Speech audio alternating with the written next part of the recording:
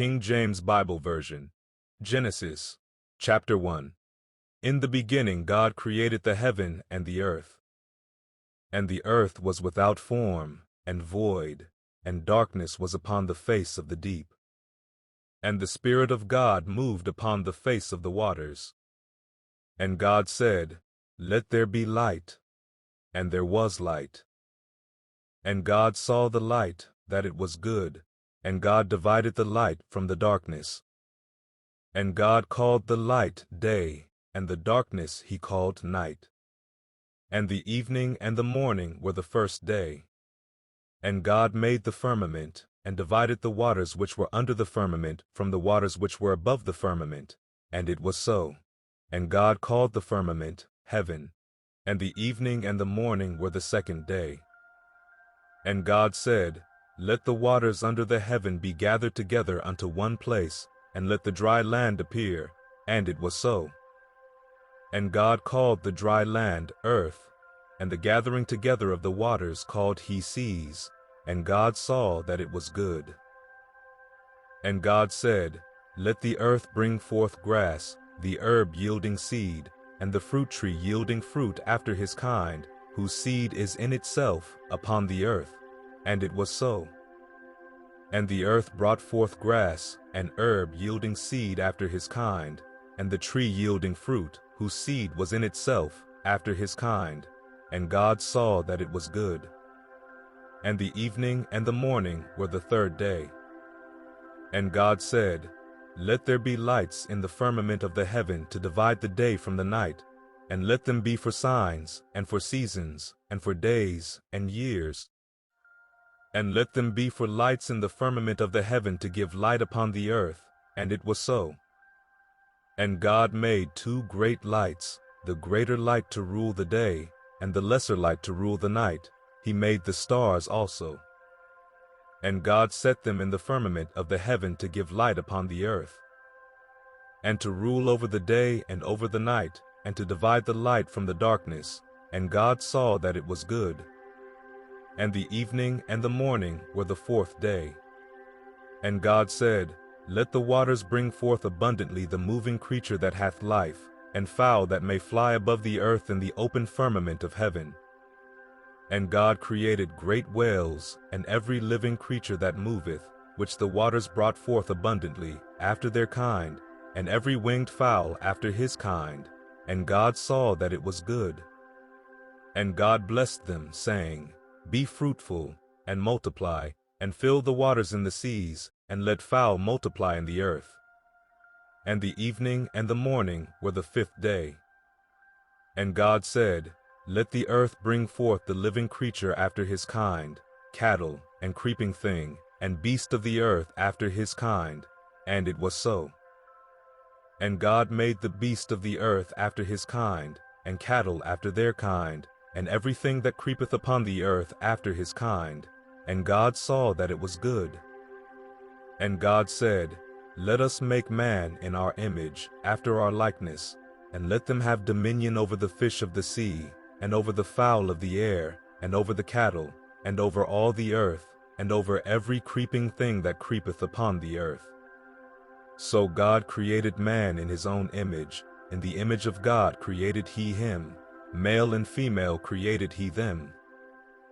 And God blessed them, and God said unto them, Be fruitful, and multiply, and replenish the earth, and subdue it, and have dominion over the fish of the sea, and over the fowl of the air, and over every living thing that moveth upon the earth.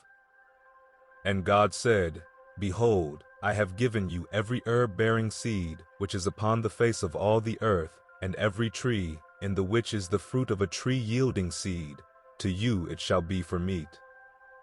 And to every beast of the earth, and to every fowl of the air, and to everything that creepeth upon the earth, wherein there is life, I have given every green herb for meat. And it was so. And God saw everything that he had made, and behold, it was very good. And the evening and the morning were the sixth day. Genesis, chapter 2. Thus the heavens and the earth were finished, and all the host of them. And on the seventh day God ended his work which he had made, and he rested on the seventh day from all his work which he had made. And God blessed the seventh day, and sanctified it, because that in it he had rested from all his work which God created and made. These are the generations of the heavens and of the earth when they were created, in the day that the Lord God made the earth and the heavens. And every plant of the field before it was in the earth, and every herb of the field before it grew, for the Lord God had not caused it to rain upon the earth, and there was not a man to till the ground. But there went up a mist from the earth, and watered the whole face of the ground. And the Lord God formed man of the dust of the ground, and breathed into his nostrils the breath of life, and man became a living soul. And the Lord God planted a garden eastward in Eden, and there he put the man whom he had formed.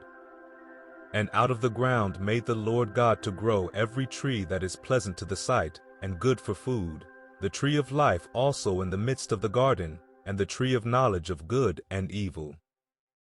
And a river went out of Eden to water the garden, and from thence it was parted, and became into 4 heads. The name of the first is Pison, that is it which compasseth the whole land of Havilah, where there is gold. And the gold of that land is good, there is bdellium and the onyx stone. And the name of the second river is Gihon, the same is it that compasseth the whole land of Ethiopia. And the name of the third river is Hiddekel, that is it which goeth toward the east of Assyria. And the fourth river is Euphrates. And the Lord God took the man, and put him into the garden of Eden to dress it and to keep it. And the Lord God commanded the man, saying, Of every tree of the garden thou mayest freely eat, but of the tree of the knowledge of good and evil thou shalt not eat of it, for in the day that thou eatest thereof thou shalt surely die. And the Lord God said, It is not good that the man should be alone. I will make him an help meet for him. And out of the ground the Lord God formed every beast of the field, and every fowl of the air, and brought them unto Adam to see what he would call them. And whatsoever Adam called every living creature, that was the name thereof. And Adam gave names to all cattle, and to the fowl of the air, and to every beast of the field. But for Adam there was not found an help meet for him. And the Lord God caused a deep sleep to fall upon Adam, and he slept. And he took one of his ribs, and closed up the flesh instead thereof. And the rib which the Lord God had taken from man made he a woman, and brought her unto the man. And Adam said, This is now bone of my bones, and flesh of my flesh. She shall be called woman, because she was taken out of man. Therefore shall a man leave his father and his mother, and shall cleave unto his wife, and they shall be one flesh. And they were both naked, the man and his wife, and were not ashamed. Genesis chapter 3. Now the serpent was more subtil than any beast of the field which the Lord God had made. And he said unto the woman, Yea, hath God said, Ye shall not eat of every tree of the garden? And the woman said unto the serpent, We may eat of the fruit of the trees of the garden. But of the fruit of the tree which is in the midst of the garden, God hath said, Ye shall not eat of it, neither shall ye touch it, lest ye die. And the serpent said unto the woman, Ye shall not surely die. For God doth know that in the day ye eat thereof, then your eyes shall be opened, and ye shall be as gods, knowing good and evil. And when the woman saw that the tree was good for food, and that it was pleasant to the eyes, and a tree to be desired to make one wise, she took of the fruit thereof, and did eat, and gave also unto her husband with her, and he did eat. And the eyes of them both were opened, and they knew that they were naked, and they sewed fig leaves together, and made themselves aprons. And they heard the voice of the Lord God walking in the garden in the cool of the day, and Adam and his wife hid themselves from the presence of the Lord God amongst the trees of the garden. And the Lord God called unto Adam, and said unto him, Where art thou? And he said, I heard thy voice in the garden, and I was afraid, because I was naked, and I hid myself. And he said, Who told thee that thou wast naked? Hast thou eaten of the tree whereof I commanded thee that thou shouldest not eat? And the man said, The woman whom thou gavest to be with me, she gave me of the tree, and I did eat. And the Lord God said unto the woman, What is this that thou hast done? And the woman said, The serpent beguiled me, and I did eat.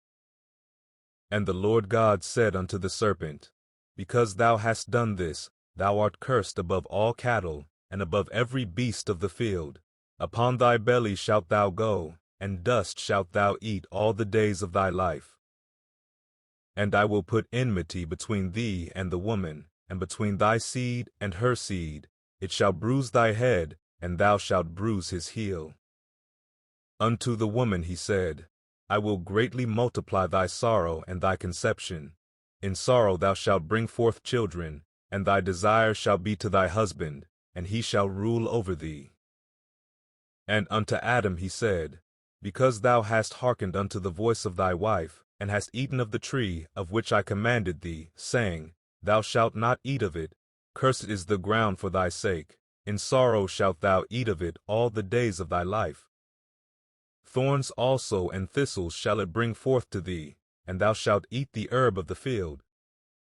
In the sweat of thy face shalt thou eat bread, till thou return unto the ground, for out of it wast thou taken. For dust thou art, and unto dust shalt thou return. And Adam called his wife's name Eve, because she was the mother of all living. Unto Adam also and to his wife did the Lord God make coats of skins, and clothe them. And the Lord God said, Behold, the man is become as one of us, to know good and evil. And now, lest he put forth his hand, and take also of the tree of life, and eat, and live forever. Therefore the Lord God sent him forth from the Garden of Eden, to till the ground from whence he was taken. So he drove out the man, and he placed at the east of the Garden of Eden cherubims, and a flaming sword which turned every way, to keep the way of the tree of life. Genesis, chapter 4. And Adam knew Eve his wife, and she conceived, and bare Cain, and said, I have gotten a man from the Lord. And she again bare his brother Abel.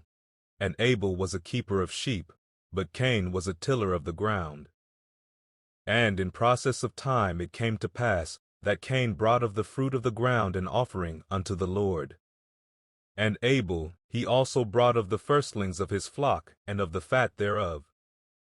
And the Lord had respect unto Abel and to his offering. But unto Cain and to his offering he had not respect. And Cain was very wroth, and his countenance fell. And the Lord said unto Cain, Why art thou wroth, and why is thy countenance fallen? If thou doest well, shalt thou not be accepted? And if thou doest not well, sin lieth at the door. And unto thee shall be his desire, and thou shalt rule over him. And Cain talked with Abel his brother. And it came to pass, when they were in the field, that Cain rose up against Abel his brother, and slew him.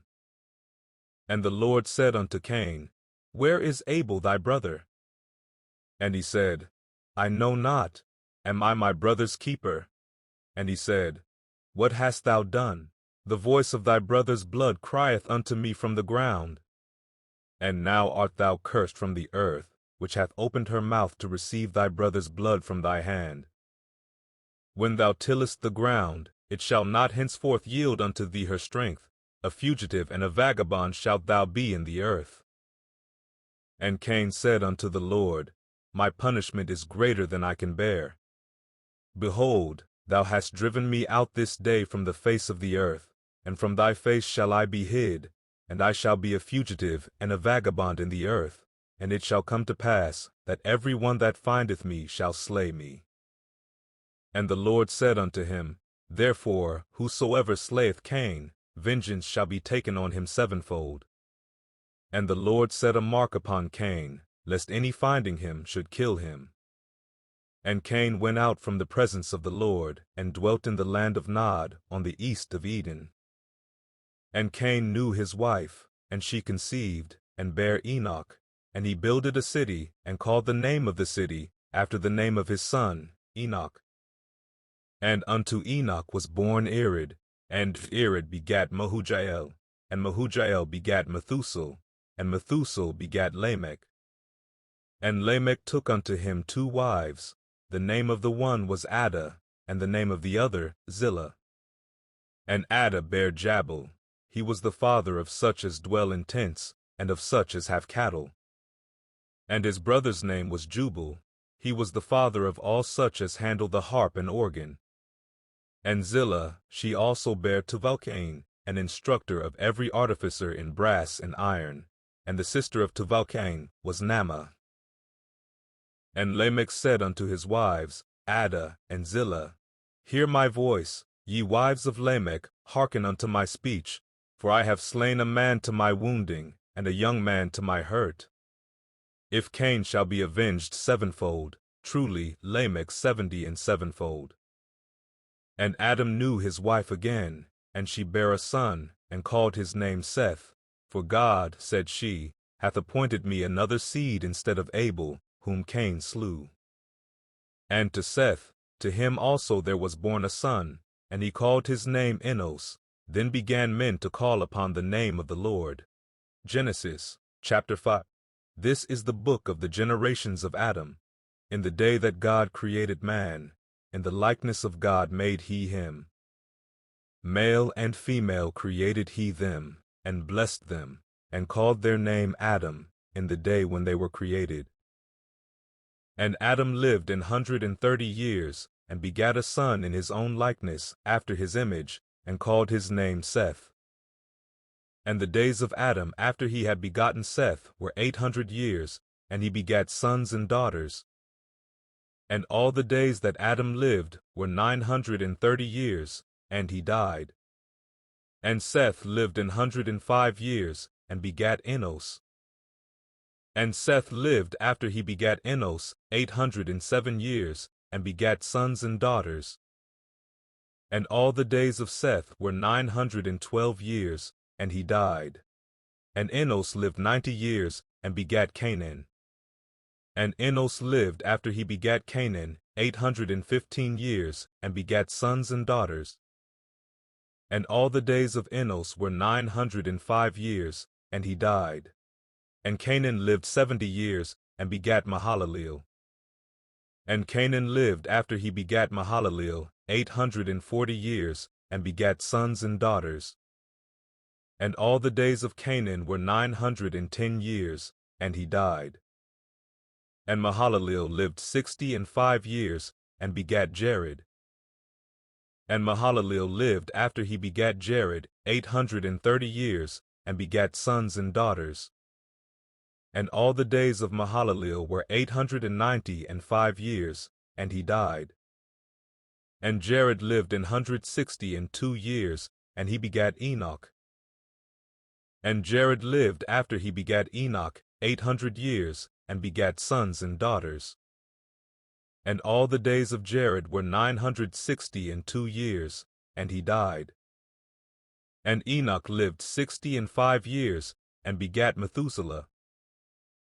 And Enoch walked with God after he begat Methuselah 300 years, and begat sons and daughters. And all the days of Enoch were 365 years. And Enoch walked with God, and he was not, for God took him.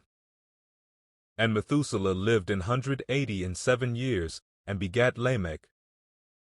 And Methuselah lived after he begat Lamech 782 years, and begat sons and daughters.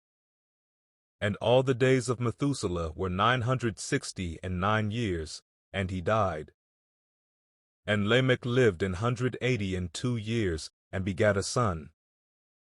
And he called his name Noah, saying, This same shall comfort us concerning our work and toil of our hands, because of the ground which the Lord hath cursed.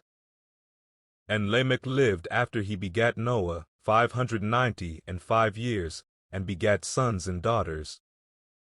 And all the days of Lamech were 777 years, and he died.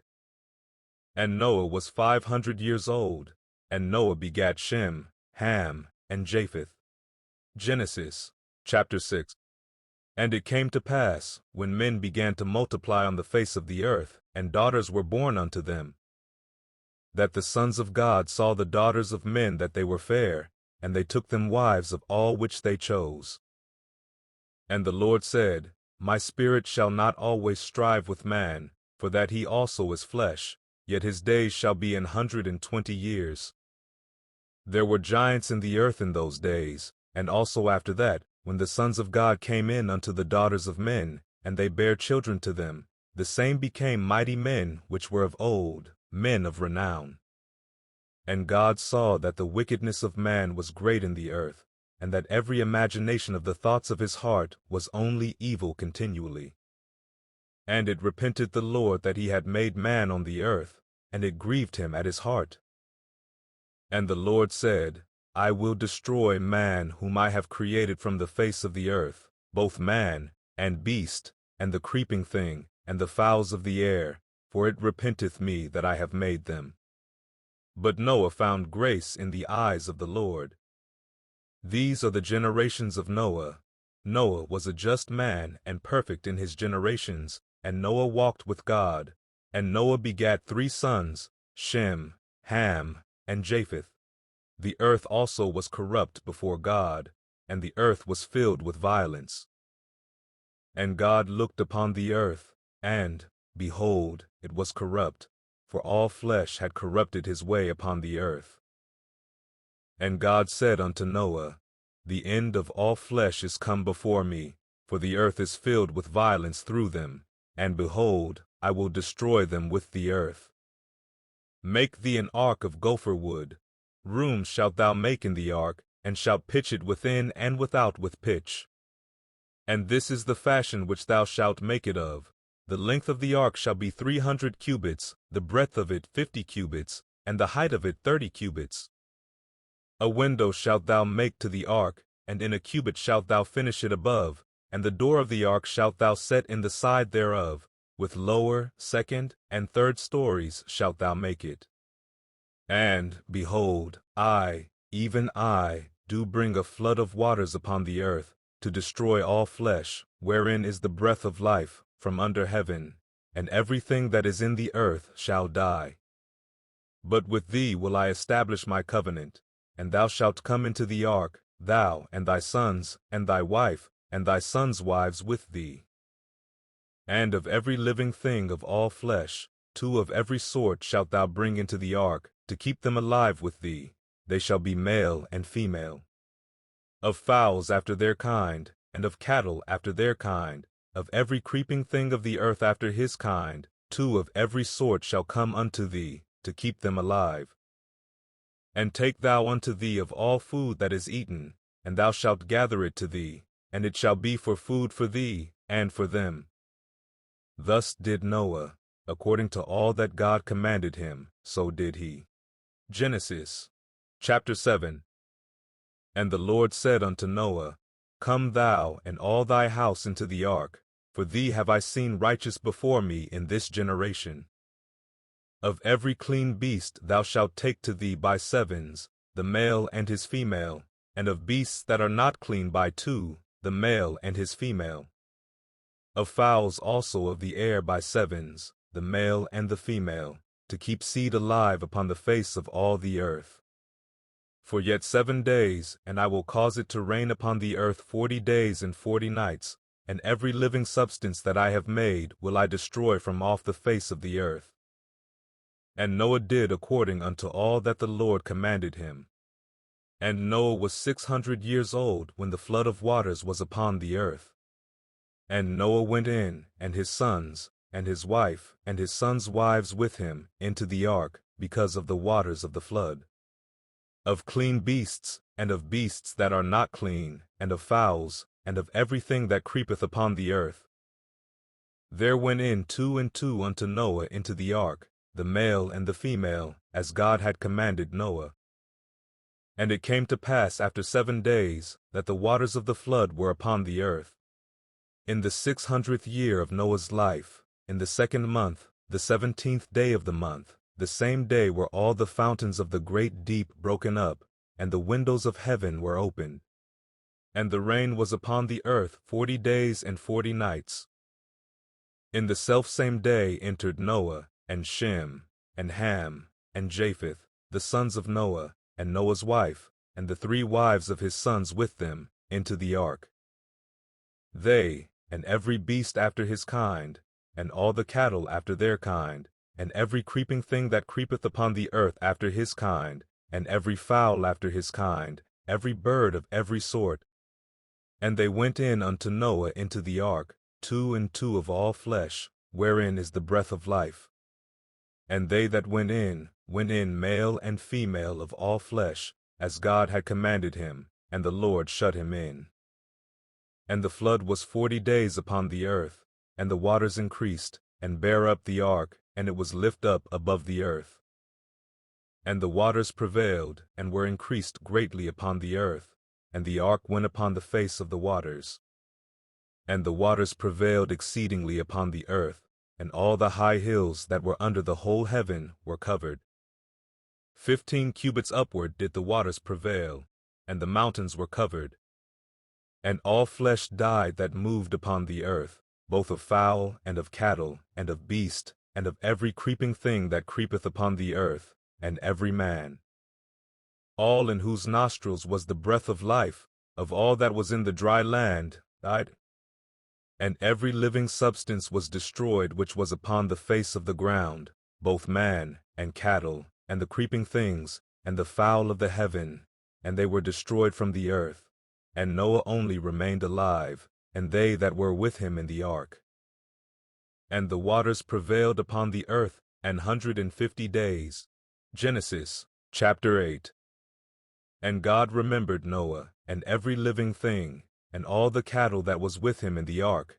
And God made a wind to pass over the earth, and the waters assuaged.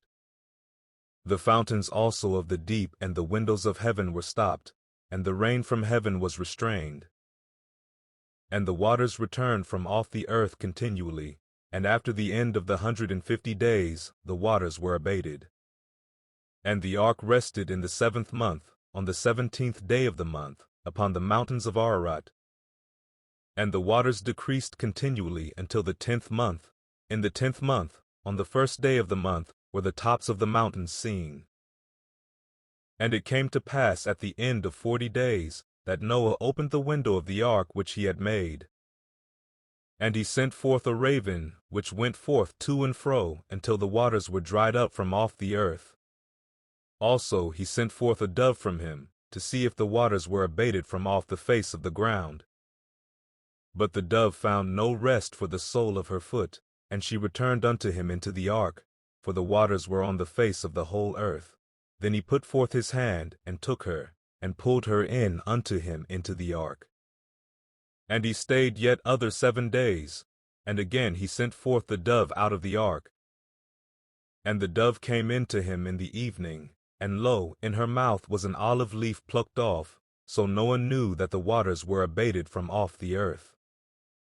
And he stayed yet other 7 days, and sent forth the dove, which returned not again unto him any more.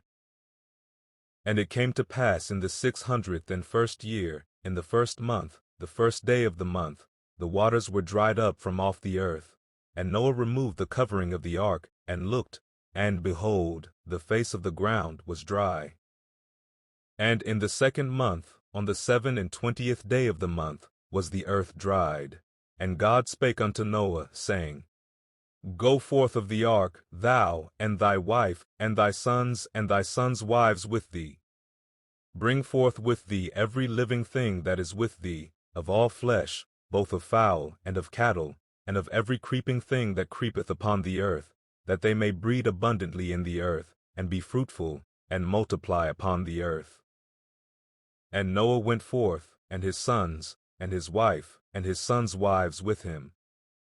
Every beast, every creeping thing, and every fowl, and whatsoever creepeth upon the earth, after their kinds, went forth out of the ark.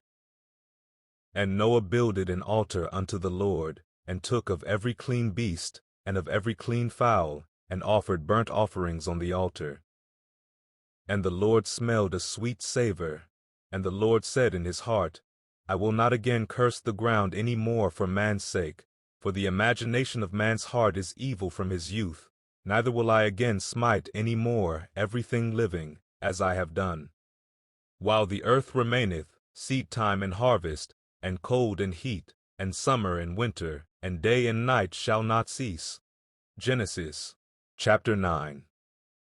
And God blessed Noah and his sons, and said unto them, Be fruitful, and multiply, and replenish the earth. And the fear of you and the dread of you shall be upon every beast of the earth, and upon every fowl of the air, upon all that moveth upon the earth, and upon all the fishes of the sea. Into your hand are they delivered. Every moving thing that liveth shall be meat for you, even as the green herb have I given you all things. But flesh with the life thereof, which is the blood thereof, shall ye not eat. And surely your blood of your lives will I require, at the hand of every beast will I require it, and at the hand of man, at the hand of every man's brother will I require the life of man. Whoso sheddeth man's blood, by man shall his blood be shed, for in the image of God made he man.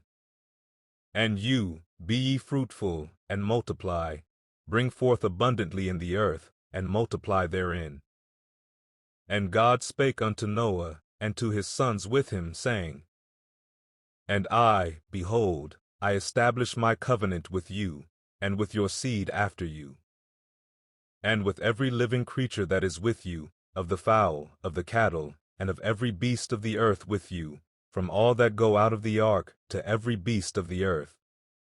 And I will establish my covenant with you, neither shall all flesh be cut off any more by the waters of a flood, neither shall there any more be a flood to destroy the earth. And God said, This is the token of the covenant which I make between me and you and every living creature that is with you, for perpetual generations. I do set my bow in the cloud, and it shall be for a token of a covenant between me and the earth. And it shall come to pass, when I bring a cloud over the earth, that the bow shall be seen in the cloud. And I will remember my covenant, which is between me and you and every living creature of all flesh, and the waters shall no more become a flood to destroy all flesh. And the bow shall be in the cloud, and I will look upon it, that I may remember the everlasting covenant between God and every living creature of all flesh that is upon the earth. And God said unto Noah, This is the token of the covenant, which I have established between me and all flesh that is upon the earth. And the sons of Noah that went forth of the ark were Shem, and Ham, and Japheth, and Ham is the father of Canaan. These are the 3 sons of Noah, and of them was the whole earth overspread. And Noah began to be an husbandman, and he planted a vineyard. And he drank of the wine, and was drunken, and he was uncovered within his tent. And Ham, the father of Canaan, saw the nakedness of his father, and told his 2 brethren without. And Shem and Japheth took a garment, and laid it upon both their shoulders, and went backward, and covered the nakedness of their father, and their faces were backward, and they saw not their father's nakedness. And Noah awoke from his wine, and knew what his younger son had done unto him. And he said, Cursed be Canaan, a servant of servants shall he be unto his brethren. And he said, Blessed be the Lord God of Shem, and Canaan shall be his servant. God shall enlarge Japheth, and he shall dwell in the tents of Shem, and Canaan shall be his servant. And Noah lived after the flood 350 years. And all the days of Noah were 950 years, and he died. Genesis chapter 10. Now these are the generations of the sons of Noah, Shem, Ham, and Japheth, and unto them were sons born after the flood. The sons of Japheth, Gomer, and Magog, and Madai, and Javan, and Tubal, and Meshech, and Tyrus. And the sons of Gomer, Ashkenaz, and Riphath, and Togarmah. And the sons of Javan, Elisha, and Tarshish, Kittim, and Dardanim. By these were the isles of the Gentiles divided in their lands, every one after his tongue, after their families, in their nations. And the sons of Ham, Cush, and Mizraim, and Phut, and Canaan. And the sons of Cush, Seba, and Havilah, and Sabta, and Raamah, and Sabteca. And the sons of Raamah, Sheba, and Dedan. And Cush begat Nimrod. He began to be a mighty one in the earth. He was a mighty hunter before the Lord, wherefore it is said, even as Nimrod the mighty hunter before the Lord. And the beginning of his kingdom was Babel, and Erech, and Akkad, and Calneh, in the land of Shinar. Out of that land went forth Ashur, and builded Nineveh, and the city Rehoboth, and Calah. And reason between Nineveh and Calah, the same is a great city. And Mizraim begat Ludum, and Anamim, and Lehabim, and Naphtahim, and Pathrusim, and Casluhim, out of whom came Philistine, and Caphtorim. And Canaan begat Sidon his firstborn, and Heth, and the Jebusite, and the Amorite, and the Girgasite, and the Hivite, and the Archite, and the Sinite, and the Arvadite, and the Zemarite, and the Hamathite, and afterward were the families of the Canaanites spread abroad. And the border of the Canaanites was from Sidon, as thou comest to Gerar, unto Gaza, as thou goest unto Sodom, and Gomorrah, and Admah, and Zeboim, even unto Lasha. These are the sons of Ham, after their families, after their tongues, in their countries, and in their nations. Unto Shem also, the father of all the children of Eber, the brother of Japheth the elder, even to him were children born. The children of Shem, Elam, and Ashur, and Arphaxad, and Lud, and Aram. And the children of Aram, Uz, and Hul, and Gether, and Mash. And Arphaxad begat Salah, and Salah begat Eber. And unto Eber were born 2 sons. The name of one was Peleg, for in his days was the earth divided, and his brother's name was Joktan. And Joktan begat Almodad, and Sheleph, and Hazarmaveth, and Jerah, and Hadoram, and Uzel, and Deklah, and Obul, and Abimael, and Sheba, and Ophir, and Havilah, and Jobab. All these were the sons of Joktan. And their dwelling was from Mesha, as thou goest unto Sephir, a mount of the east. These are the sons of Shem, after their families, after their tongues, in their lands, after their nations. These are the families of the sons of Noah, after their generations, in their nations, and by these were the nations divided in the earth after the flood. Genesis, chapter 11. And the whole earth was of one language, and of one speech. And it came to pass, as they journeyed from the east, that they found a plain in the land of Shinar, and they dwelt there. And they said one to another, Go to, let us make brick, and burn them thoroughly. And they had brick for stone, and slime had they for mortar. And they said, Go to, let us build us a city and a tower, whose top may reach unto heaven, and let us make us a name, lest we be scattered abroad upon the face of the whole earth. And the Lord came down to see the city and the tower, which the children of men builded. And the Lord said, Behold, the people is one, and they have all one language, and this they begin to do, and now nothing will be restrained from them, which they have imagined to do. Go to, let us go down, and there confound their language, that they may not understand one another's speech. So the Lord scattered them abroad from thence upon the face of all the earth, and they left off to build the city. Therefore is the name of it called Babel, because the Lord did there confound the language of all the earth, and from thence did the Lord scatter them abroad upon the face of all the earth. These are the generations of Shem. Shem was 100 years old, and begat Arphaxad 2 years after the flood. And Shem lived after he begat Arphaxad 500 years, and begat sons and daughters. And Arphaxad lived 35 years, and begat Salah. And Arphaxad lived after he begat Salah 403 years, and begat sons and daughters. And Salah lived 30 years, and begat Eber. And Salah lived after he begat Eber 403 years, and begat sons and daughters. And Eber lived 34 years, and begat Peleg. And Eber lived after he begat Peleg 430 years, and begat sons and daughters. And Peleg lived 30 years, and begat Reu. And Peleg lived after he begat Reu 209 years, and begat sons and daughters. And Reu lived 32 years, and begat Serug.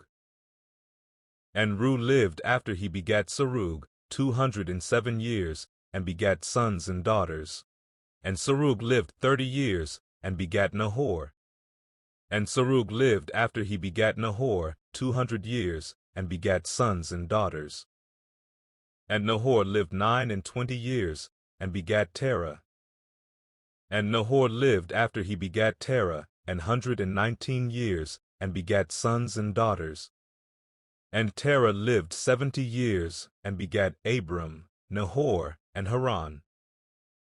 Now these are the generations of Terah. Terah begat Abram, Nahor, and Haran begat Lot. And Haran died before his father Terah in the land of his nativity, in Ur of the Chaldees. And Abram and Nahor took them wives. The name of Abram's wife was Sarai, and the name of Nahor's wife, Milcah, the daughter of Haran, the father of Milcah, and the father of Iscah. But Sarai was barren, she had no child. And Terah took Abram his son, and Lot the son of Haran his son's son, and Sarai his daughter-in-law, his son Abram's wife, and they went forth with them from Ur of the Chaldees, to go into the land of Canaan. And they came unto Haran, and dwelt there. And the days of Terah were 205 years, and Terah died in Haran. Genesis chapter 12. Now the Lord had said unto Abram, Get thee out of thy country, and from thy kindred, and from thy father's house, unto a land that I will show thee. And I will make of thee a great nation, and I will bless thee, and make thy name great, and thou shalt be a blessing. And I will bless them that bless thee, and curse him that curseth thee, and in thee shall all families of the earth be blessed. So Abram departed, as the Lord had spoken unto him, and Lot went with him, and Abram was 75 years old when he departed out of Haran. And Abram took Sarai his wife, and Lot his brother's son, and all their substance that they had gathered, and the souls that they had gotten in Haran, and they went forth to go into the land of Canaan, and into the land of Canaan they came. And Abram passed through the land unto the place of Sichem, unto the plain of Moreh, and the Canaanite was then in the land. And the Lord appeared unto Abram, and said, Unto thy seed will I give this land. And there builded he an altar unto the Lord, who appeared unto him. And he removed from thence unto a mountain on the east of Bethel, and pitched his tent, having Bethel on the west, and Hai on the east. And there he builded an altar unto the Lord, and called upon the name of the Lord. And Abram journeyed, going on still toward the south. And there was a famine in the land, and Abram went down into Egypt to sojourn there, for the famine was grievous in the land. And it came to pass, when he was come near to enter into Egypt, that he said unto Sarai his wife, Behold now, I know that thou art a fair woman to look upon. Therefore it shall come to pass, when the Egyptians shall see thee, that they shall say, This is his wife, and they will kill me, but they will save thee alive. Say, I pray thee, Thou art my sister, that it may be well with me for thy sake, and my soul shall live because of thee. And it came to pass, that, when Abram was come into Egypt, the Egyptians beheld the woman that she was very fair. The princes also of Pharaoh saw her, and commended her before Pharaoh, and the woman was taken into Pharaoh's house. And he entreated Abram well for her sake, and he had sheep, and oxen, and he asses, and menservants, and maidservants, and she-asses, and camels. And the Lord plagued Pharaoh and his house with great plagues because of Sarai Abram's wife. And Pharaoh called Abram, and said, What is this that thou hast done unto me? Why didst thou not tell me that she was thy wife? Why saidst thou, She is my sister? So I might have taken her to me to wife. Now therefore behold thy wife, take her, and go thy way. And Pharaoh commanded his men concerning him, and they sent him away, and his wife, and all that he had. Genesis chapter 13. And Abram went up out of Egypt, he, and his wife, and all that he had, and Lot with him, into the south. And Abram was very rich in cattle, in silver, and in gold. And he went on his journeys from the south even to Bethel, unto the place where his tent had been at the beginning, between Bethel and Hai, unto the place of the altar, which he had made there at the first, and there Abram called on the name of the Lord. And Lot also, which went with Abram, had flocks, and herds, and tents. And the land was not able to bear them, that they might dwell together, for their substance was great, so that they could not dwell together. And there was a strife between the herdmen of Abram's cattle, and the herdmen of Lot's cattle, and the Canaanite and the Perizzite dwelled then in the land. And Abram said unto Lot, Let there be no strife, I pray thee, between me and thee, and between my herdmen and thy herdmen, for we be brethren. Is not the whole land before thee? Separate thyself, I pray thee, from me. If thou wilt take the left hand, then I will go to the right, or if thou depart to the right hand, then I will go to the left. And Lot lifted up his eyes, and beheld all the plain of Jordan, that it was well watered everywhere, before the Lord destroyed Sodom and Gomorrah, even as the garden of the Lord, like the land of Egypt, as thou comest unto Zoar. Then Lot chose him all the plain of Jordan, and Lot journeyed east, and they separated themselves the one from the other.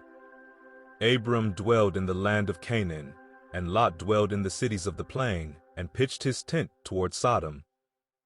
But the men of Sodom were wicked and sinners before the Lord exceedingly. And the Lord said unto Abram, after that Lot was separated from him, Lift up now thine eyes, and look from the place where thou art northward, and southward, and eastward, and westward. For all the land which thou seest, to thee will I give it, and to thy seed forever.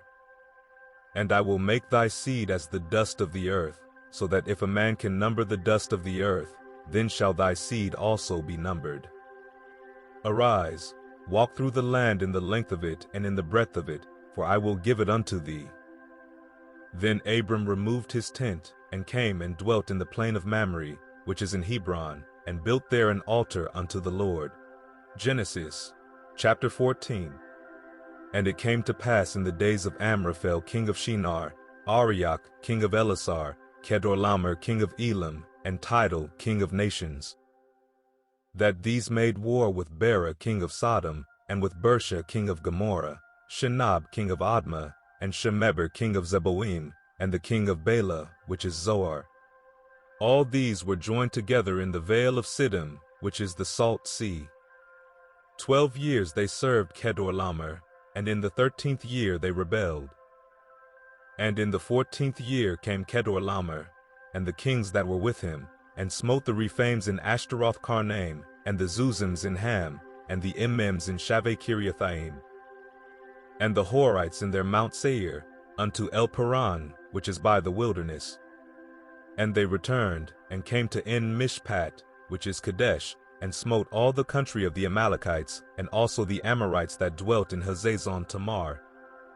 And there went out the king of Sodom, and the king of Gomorrah, and the king of Admah, and the king of Zeboim, and the king of Bela, the same is Zoar, and they joined battle with them in the vale of Siddim, with Kedorlaomer the king of Elam, and with Tidal king of nations, and Amraphel king of Shinar, and Arioch king of Elasar, 4 kings with 5. And the vale of Siddim was full of slime pits, and the kings of Sodom and Gomorrah fled, and fell there, and they that remained fled to the mountain. And they took all the goods of Sodom and Gomorrah, and all their victuals, and went their way. And they took Lot, Abram's brother's son, who dwelt in Sodom, and his goods, and departed. And there came one that had escaped, and told Abram the Hebrew, for he dwelt in the plain of Mamre the Amorite, brother of Eshcol, and brother of Aner, and these were confederate with Abram. And when Abram heard that his brother was taken captive, he armed his trained servants, born in his own house, 318, and pursued them unto Dan. And he divided himself against them, he and his servants, by night, and smote them, and pursued them unto Hobah, which is on the left hand of Damascus. And he brought back all the goods, and also brought again his brother Lot, and his goods, and the women also, and the people. And the king of Sodom went out to meet him after his return from the slaughter of Kedorlaomer, and of the kings that were with him, at the valley of Shaveh, which is the king's dale. And Melchizedek, king of Salem, brought forth bread and wine, and he was the priest of the Most High God. And he blessed him, and said, Blessed be Abram of the Most High God, possessor of heaven and earth. And blessed be the Most High God, which hath delivered thine enemies into thy hand. And he gave him tithes of all. And the king of Sodom said unto Abram, Give me the persons, and take the goods to thyself. And Abram said to the king of Sodom, I have lifted up mine hand unto the Lord, the Most High God, the possessor of heaven and earth, that I will not take from a thread even to a shoe latchet, and that I will not take anything that is thine, lest thou shouldest say, I have made Abram rich. Save only that which the young men have eaten, and the portion of the men which went with me, Aner, Eshcol, and Mamre, let them take their portion. Genesis, chapter 1. After these things the word of the Lord came unto Abram in a vision, saying, Fear not, Abram, I am thy shield, and thy exceeding great reward. And Abram said, Lord God, what wilt thou give me, seeing I go childless, and the steward of my house is this Eliezer of Damascus? And Abram said, Behold, to me thou hast given no seed, and lo, one born in my house is mine heir. And, behold, the word of the Lord came unto him, saying, This shall not be thine heir, but he that shall come forth out of thine own bowels shall be thine heir. And he brought him forth abroad, and said, Look now toward heaven, and tell the stars, if thou be able to number them. And he said unto him, So shall thy seed be. And he believed in the Lord, and he counted it to him for righteousness. And he said unto him, I am the Lord that brought thee out of Ur of the Chaldees, to give thee this land to inherit it. And he said, Lord God, whereby shall I know that I shall inherit it? And he said unto him, Take me an heifer of 3 years old, and a she-goat of 3 years old, and a ram of 3 years old, and a turtle-dove, and a young pigeon. And he took unto him all these, and divided them in the midst, and laid each piece one against another, but the birds divided he not. And when the fowls came down upon the carcasses, Abram drove them away. And when the sun was going down, a deep sleep fell upon Abram, and lo, an horror of great darkness fell upon him.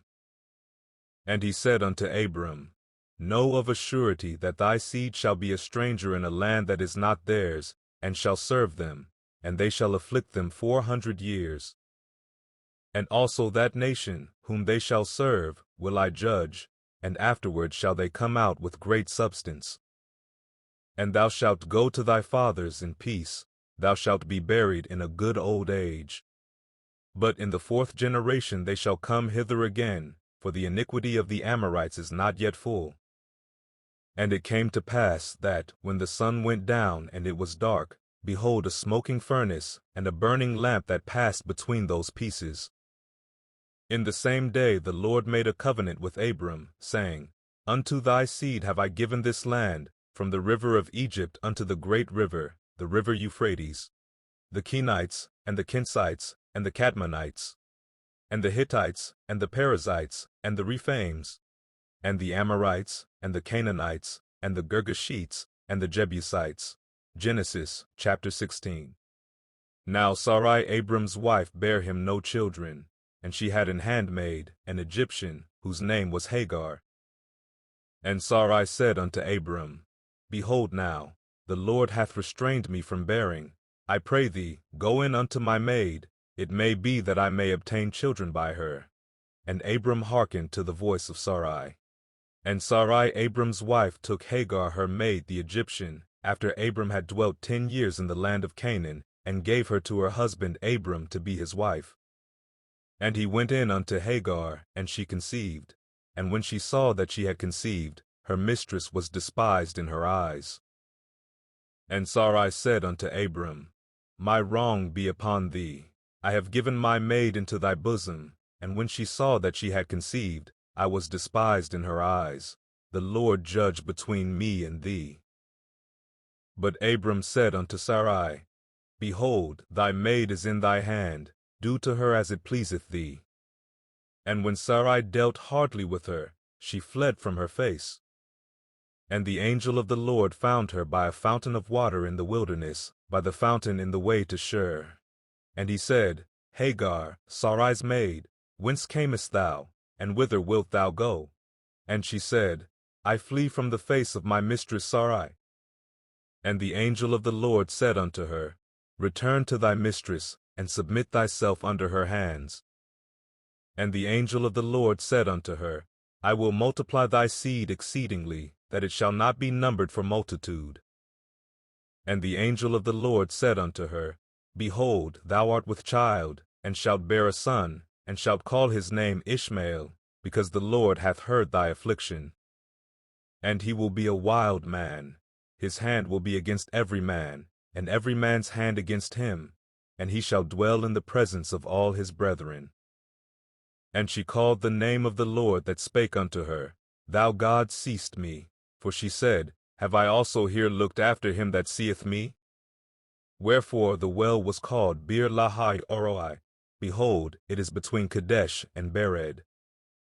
And Hagar bare Abram a son, and Abram called his son's name, which Hagar bare, Ishmael.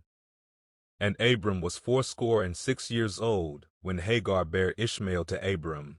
Genesis, chapter 17.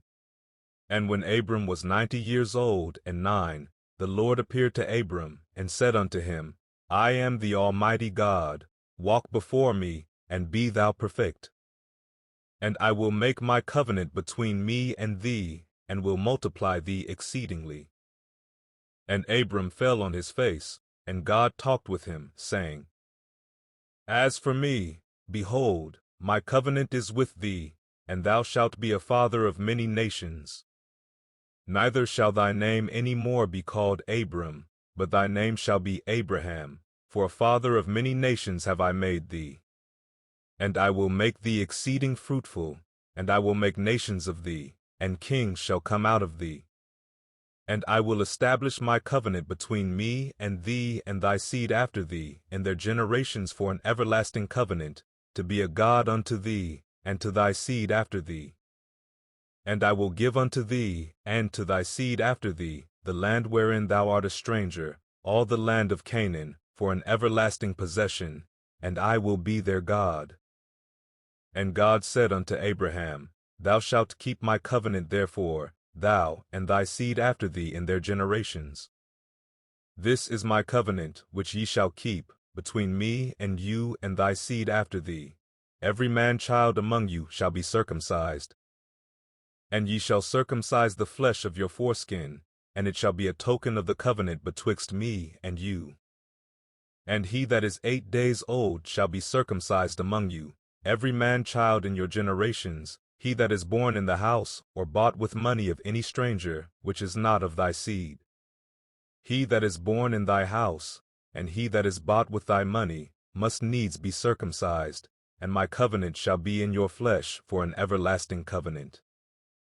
And the uncircumcised man-child whose flesh of his foreskin is not circumcised, that soul shall be cut off from his people, he hath broken my covenant. And God said unto Abraham, As for Sarai thy wife, thou shalt not call her name Sarai, but Sarah shall her name be. And I will bless her, and give thee a son also of her. Yea, I will bless her, and she shall be a mother of nations, kings of people shall be of her. Then Abraham fell upon his face, and laughed, and said in his heart, Shall a child be born unto him that is 100 years old? And shall Sarah, that is 90 years old, bear? And Abraham said unto God, O that Ishmael might live before thee. And God said, Sarah thy wife shall bear thee a son indeed, and thou shalt call his name Isaac, and I will establish my covenant with him for an everlasting covenant, and with his seed after him. And as for Ishmael, I have heard thee. Behold, I have blessed him, and will make him fruitful, and will multiply him exceedingly. 12 princes shall he beget, and I will make him a great nation. But my covenant will I establish with Isaac, which Sarah shall bear unto thee at this set time in the next year. And he left off talking with him, and God went up from Abraham. And Abraham took Ishmael his son, and all that were born in his house, and all that were bought with his money, every male among the men of Abraham's house, and circumcised the flesh of their foreskin in the selfsame day, as God had said unto him. And Abraham was 90 years old and 9, when he was circumcised in the flesh of his foreskin. And Ishmael his son was 13 years old, when he was circumcised in the flesh of his foreskin. In the selfsame day was Abraham circumcised, and Ishmael his son. And all the men of his house, born in the house, and bought with money of the stranger, were circumcised with him. Genesis, chapter 18. And the Lord appeared unto him in the plains of Mamre, and he sat in the tent door in the heat of the day. And he lifted up his eyes and looked, and lo, 3 men stood by him, and when he saw them, he ran to meet them from the tent door, and bowed himself toward the ground, and said, My Lord, if now I have found favor in thy sight, pass not away, I pray thee, from thy servant. Let a little water, I pray you, be fetched, and wash your feet, and rest yourselves under the tree. And I will fetch a morsel of bread, and comfort ye your hearts. After that ye shall pass on, for therefore are ye come to your servant. And they said, So do as thou hast said. And Abraham hastened into the tent unto Sarah, and said, Make ready quickly 3 measures of fine meal, knead it, and make cakes upon the hearth. And Abraham ran unto the herd, and fetched the calf tender and good, and gave it unto a young man, and he hasted to dress it. And he took butter, and milk, and the calf which he had dressed, and set it before them, and he stood by them under the tree, and they did eat. And they said unto him, Where is Sarah thy wife? And he said, Behold, in the tent. And he said, I will certainly return unto thee according to the time of life, and lo, Sarah thy wife shall have a son. And Sarah heard it in the tent door, which was behind him. Now Abraham and Sarah were old and well stricken in age, and it ceased to be with Sarah after the manner of women. Therefore Sarah laughed within herself, saying, After I am waxed old shall I have pleasure, my Lord being old also? And the Lord said unto Abraham, Wherefore did Sarah laugh, saying, Shall I of a surety bear a child which am old? Is anything too hard for the Lord? At the time appointed I will return unto thee, according to the time of life, and Sarah shall have a son. Then Sarah denied, saying, I laughed not, for she was afraid. And he said, Nay, but thou didst laugh. And the men rose up from thence, and looked toward Sodom, and Abraham went with them to bring them on the way. And the Lord said, Shall I hide from Abraham that thing which I do? Seeing that Abraham shall surely become a great and mighty nation, and all the nations of the earth shall be blessed in him? For I know him, that he will command his children and his household after him, and they shall keep the way of the Lord, to do justice and judgment, that the Lord may bring upon Abraham that which he hath spoken of him. And the Lord said, Because the cry of Sodom and Gomorrah is great, and because their sin is very grievous, I will go down now, and see whether they have done altogether according to the cry of it, which is come unto me, and if not, I will know.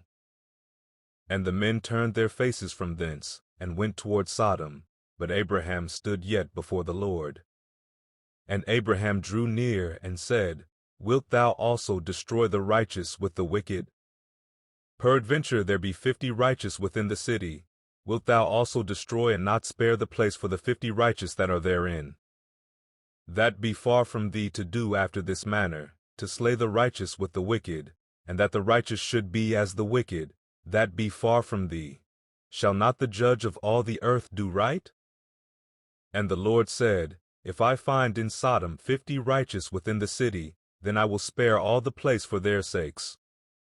And Abraham answered and said, Behold now, I have taken upon me to speak unto the Lord, which am but dust and ashes.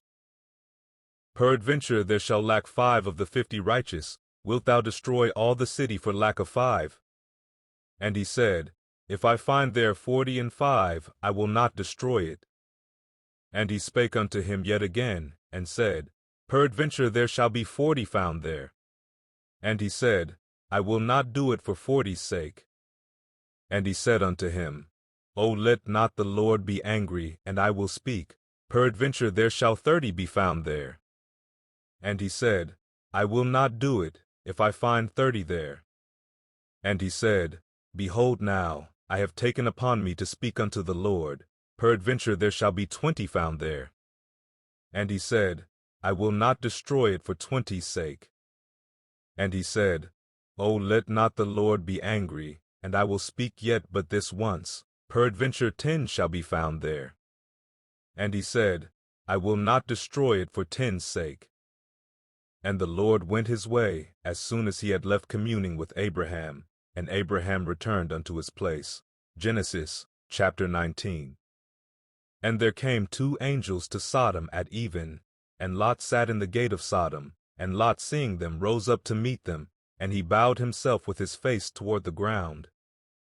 And he said, Behold now, my lords, turn in, I pray you, into your servant's house, and tarry all night, and wash your feet, and ye shall rise up early, and go on your ways.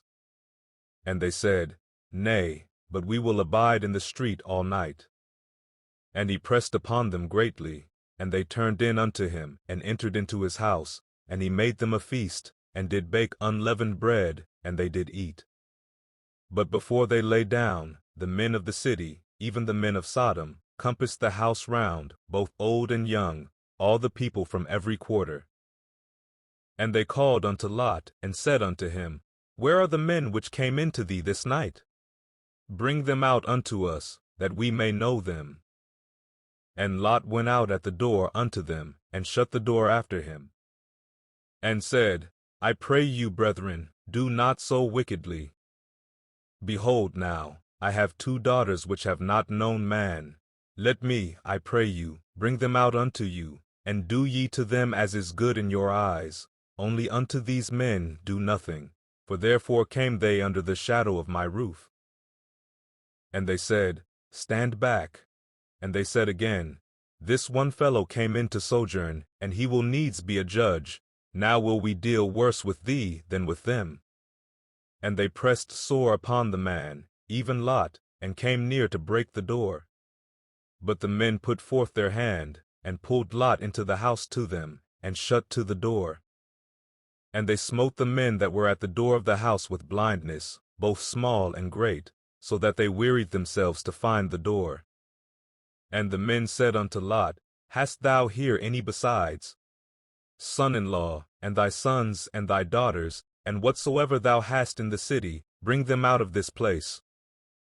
For we will destroy this place, because the cry of them is waxen great before the face of the Lord, and the Lord hath sent us to destroy it. And Lot went out, and spake unto his sons-in-law, which married his daughters, and said, Up, get you out of this place, for the Lord will destroy this city. But he seemed as one that mocked unto his sons-in-law. And when the morning arose, then the angels hastened Lot, saying, Arise, take thy wife and thy 2 daughters which are here, lest thou be consumed in the iniquity of the city. And while he lingered, the men laid hold upon his hand, and upon the hand of his wife, and upon the hand of his 2 daughters, the Lord being merciful unto him, and they brought him forth, and set him without the city. And it came to pass, when they had brought them forth abroad, that he said, Escape for thy life, look not behind thee, neither stay thou in all the plain, escape to the mountain, lest thou be consumed. And Lot said unto them, Oh, not so, my lord. Behold now, thy servant hath found grace in thy sight, and thou hast magnified thy mercy, which thou hast showed unto me in saving my life, and I cannot escape to the mountain, lest some evil take me, and I die. Behold now, this city is near to flee unto, and it is a little one. O let me escape thither. Is it not a little one? And my soul shall live. And he said unto him, See, I have accepted thee concerning this thing also, that I will not overthrow this city for the which thou hast spoken. Haste thee, escape thither, for I cannot do anything till thou be come thither. Therefore the name of the city was called Zoar. The sun was risen upon the earth when Lot entered into Zoar. Then the Lord rained upon Sodom and upon Gomorrah brimstone and fire from the Lord out of heaven. And he overthrew those cities, and all the plain, and all the inhabitants of the cities, and that which grew upon the ground. But his wife looked back from behind him, and she became a pillar of salt. And Abraham gat up early in the morning to the place where he stood before the Lord. And he looked toward Sodom and Gomorrah, and toward all the land of the plain, and beheld, and lo, the smoke of the country went up as the smoke of a furnace. And it came to pass, when God destroyed the cities of the plain, that God remembered Abraham, and sent Lot out of the midst of the overthrow, when he overthrew the cities in the which Lot dwelt. And Lot went up out of Zoar, and dwelt in the mountain, and his 2 daughters with him, for he feared to dwell in Zoar, and he dwelt in a cave, he and his 2 daughters. And the firstborn said unto the younger, Our father is old, and there is not a man in the earth to come in unto us after the manner of all the earth. Come, let us make our father drink wine, and we will lie with him, that we may preserve seed of our father. And they made their father drink wine that night, and the firstborn went in, and lay with her father, and he perceived not when she lay down, nor when she arose. And it came to pass on the morrow, that the firstborn said unto the younger, Behold, I lay yesternight with my father, let us make him drink wine this night also, and go thou in, and lie with him, that we may preserve seed of our father. And they made their father drink wine that night also, and the younger arose, and lay with him, and he perceived not when she lay down, nor when she arose. Thus were both the daughters of Lot with child by their father. And the firstborn bare a son, and called his name Moab, the same is the father of the Moabites unto this day. And the younger, she also bare a son, and called his name Benammi, the same is the father of the children of Ammon unto this day. Genesis, chapter 20. And Abraham journeyed from thence toward the south country, and dwelled between Kadesh and Shur, and sojourned in Gerar. And Abraham said of Sarah his wife, She is my sister. And Abimelech king of Gerar sent, and took Sarah. But God came to Abimelech in a dream by night, and said to him, Behold, thou art but a dead man, for the woman which thou hast taken, for she is a man's wife. But Abimelech had not come near her. And he said, Lord, wilt thou slay also a righteous nation? Said he not unto me, She is my sister? And she, even she herself said, He is my brother. In the integrity of my heart and innocency of my hands have I done this. And God said unto him in a dream, Yea, I know that thou didst this in the integrity of thy heart, for I also withheld thee from sinning against me. Therefore suffered I thee not to touch her. Now therefore restore the man his wife, for he is a prophet, and he shall pray for thee, and thou shalt live. And if thou restore her not, know thou that thou shalt surely die, thou, and all that are thine. Therefore Abimelech rose early in the morning, and called all his servants, and told all these things in their ears, and the men were sore afraid. Then Abimelech called Abraham, and said unto him, What hast thou done unto us? And what have I offended thee, that thou hast brought on me and on my kingdom a great sin? Thou hast done deeds unto me that ought not to be done. And Abimelech said unto Abraham, What sawest thou, that thou hast done this thing? And Abraham said, Because I thought, Surely the fear of God is not in this place, and they will slay me for my wife's sake. And yet indeed she is my sister. She is the daughter of my father, but not the daughter of my mother, and she became my wife. And it came to pass, when God caused me to wander from my father's house, that I said unto her, This is thy kindness which thou shalt show unto me. At every place whither we shall come, say of me, He is my brother. And Abimelech took sheep, and oxen, and men servants, and women servants, and gave them unto Abraham, and restored him Sarah his wife. And Abimelech said, Behold, my land is before thee, dwell where it pleaseth thee. And unto Sarah he said, Behold, I have given thy brother 1,000 pieces of silver. Behold, he is to thee a covering of the eyes, unto all that are with thee, and with all other. Thus she was reproved. So Abraham prayed unto God, and God healed Abimelech and his wife and his maidservants, and they bare children. For the Lord had fast closed up all the wombs of the house of Abimelech, because of Sarah Abraham's wife. Genesis chapter 21. And the Lord visited Sarah as he had said, and the Lord did unto Sarah as he had spoken. For Sarah conceived, and bare Abraham a son in his old age, at the set time of which God had spoken to him. And Abraham called the name of his son that was born unto him, whom Sarah bare to him, Isaac. And Abraham circumcised his son Isaac, being 8 days old, as God had commanded him. And Abraham was 100 years old, when his son Isaac was born unto him.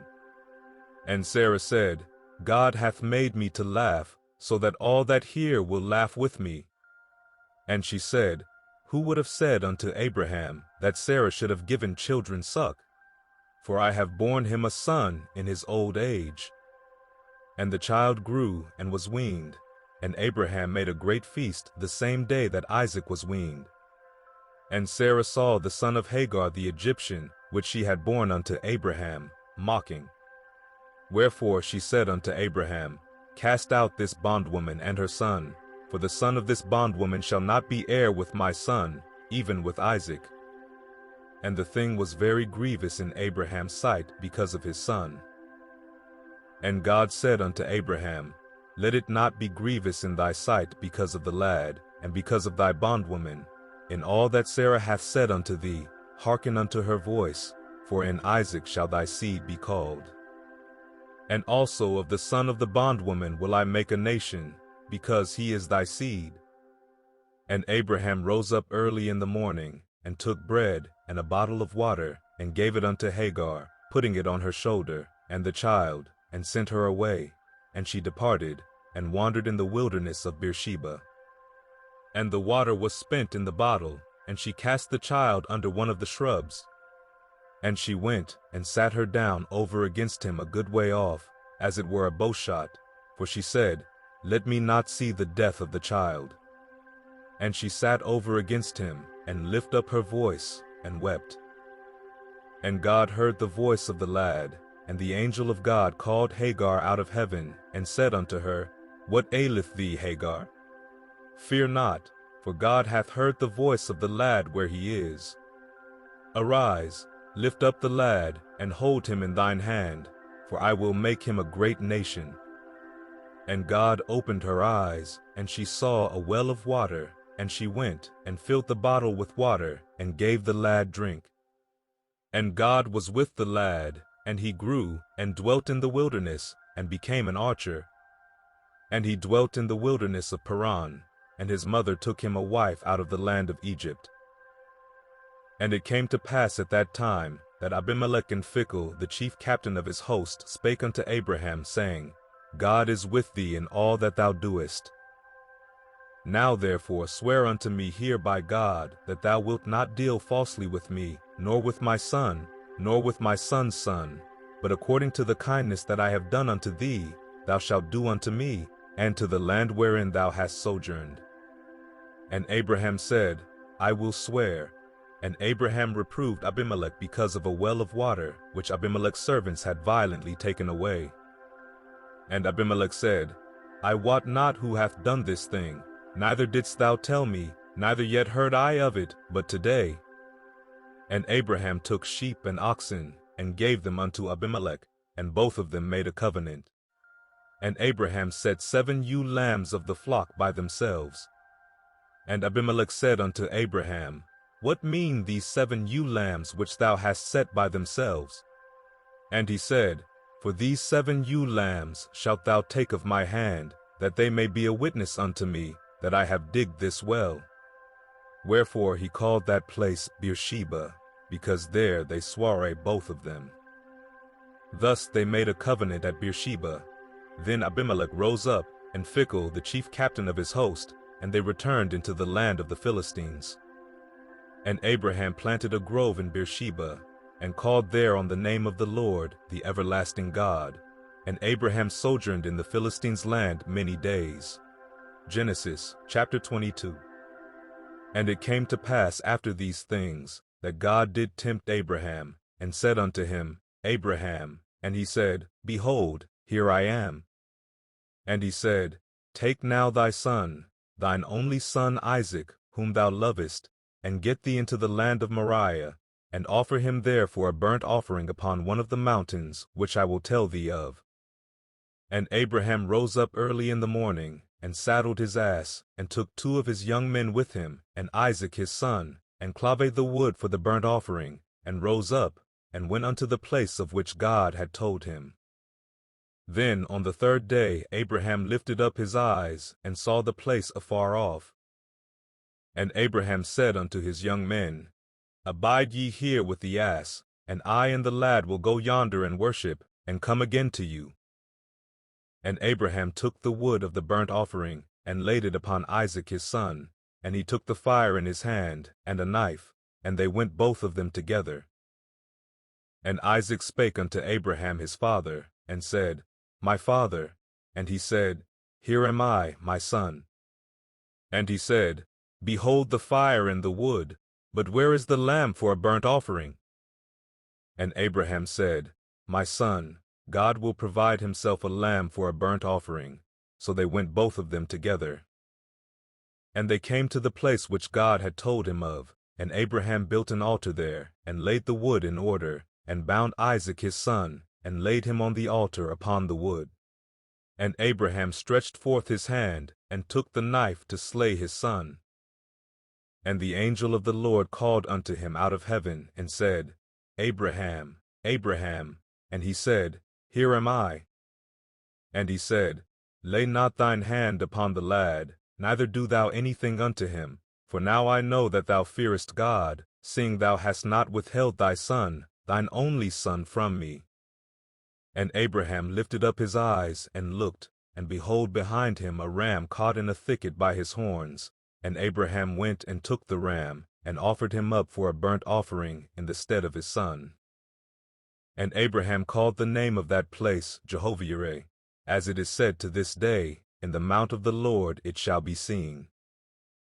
And the angel of the Lord called unto Abraham out of heaven the 2nd time, and said, By myself have I sworn, saith the Lord, for because thou hast done this thing, and hast not withheld thy son, thine only son, that in blessing I will bless thee, and in multiplying I will multiply thy seed as the stars of the heaven, and as the sand which is upon the seashore, and thy seed shall possess the gate of his enemies.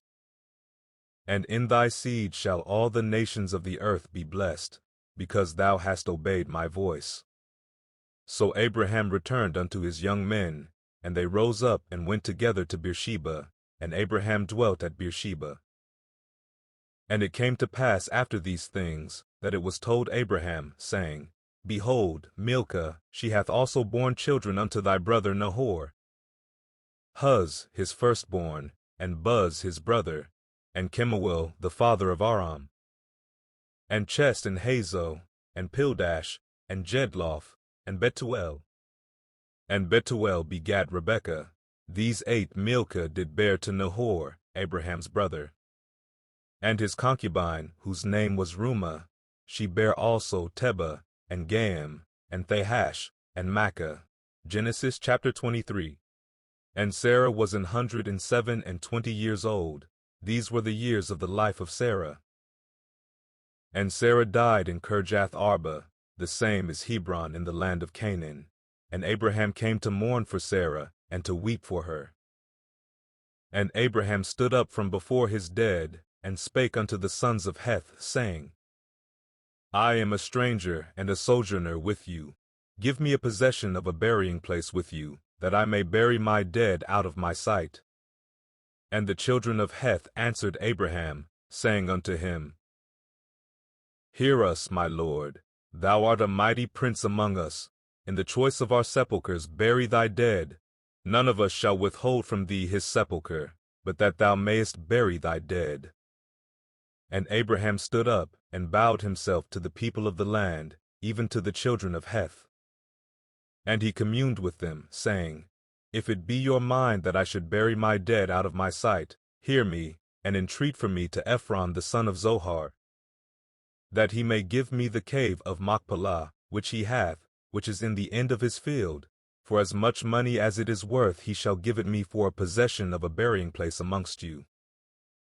And Ephron dwelt among the children of Heth, and Ephron the Hittite answered Abraham in the audience of the children of Heth, even of all that went in at the gate of his city, saying, Nay, my lord, hear me. The field give I thee, and the cave that is therein, I give it thee. In the presence of the sons of my people give I it thee. Bury thy dead. And Abraham bowed down himself before the people of the land.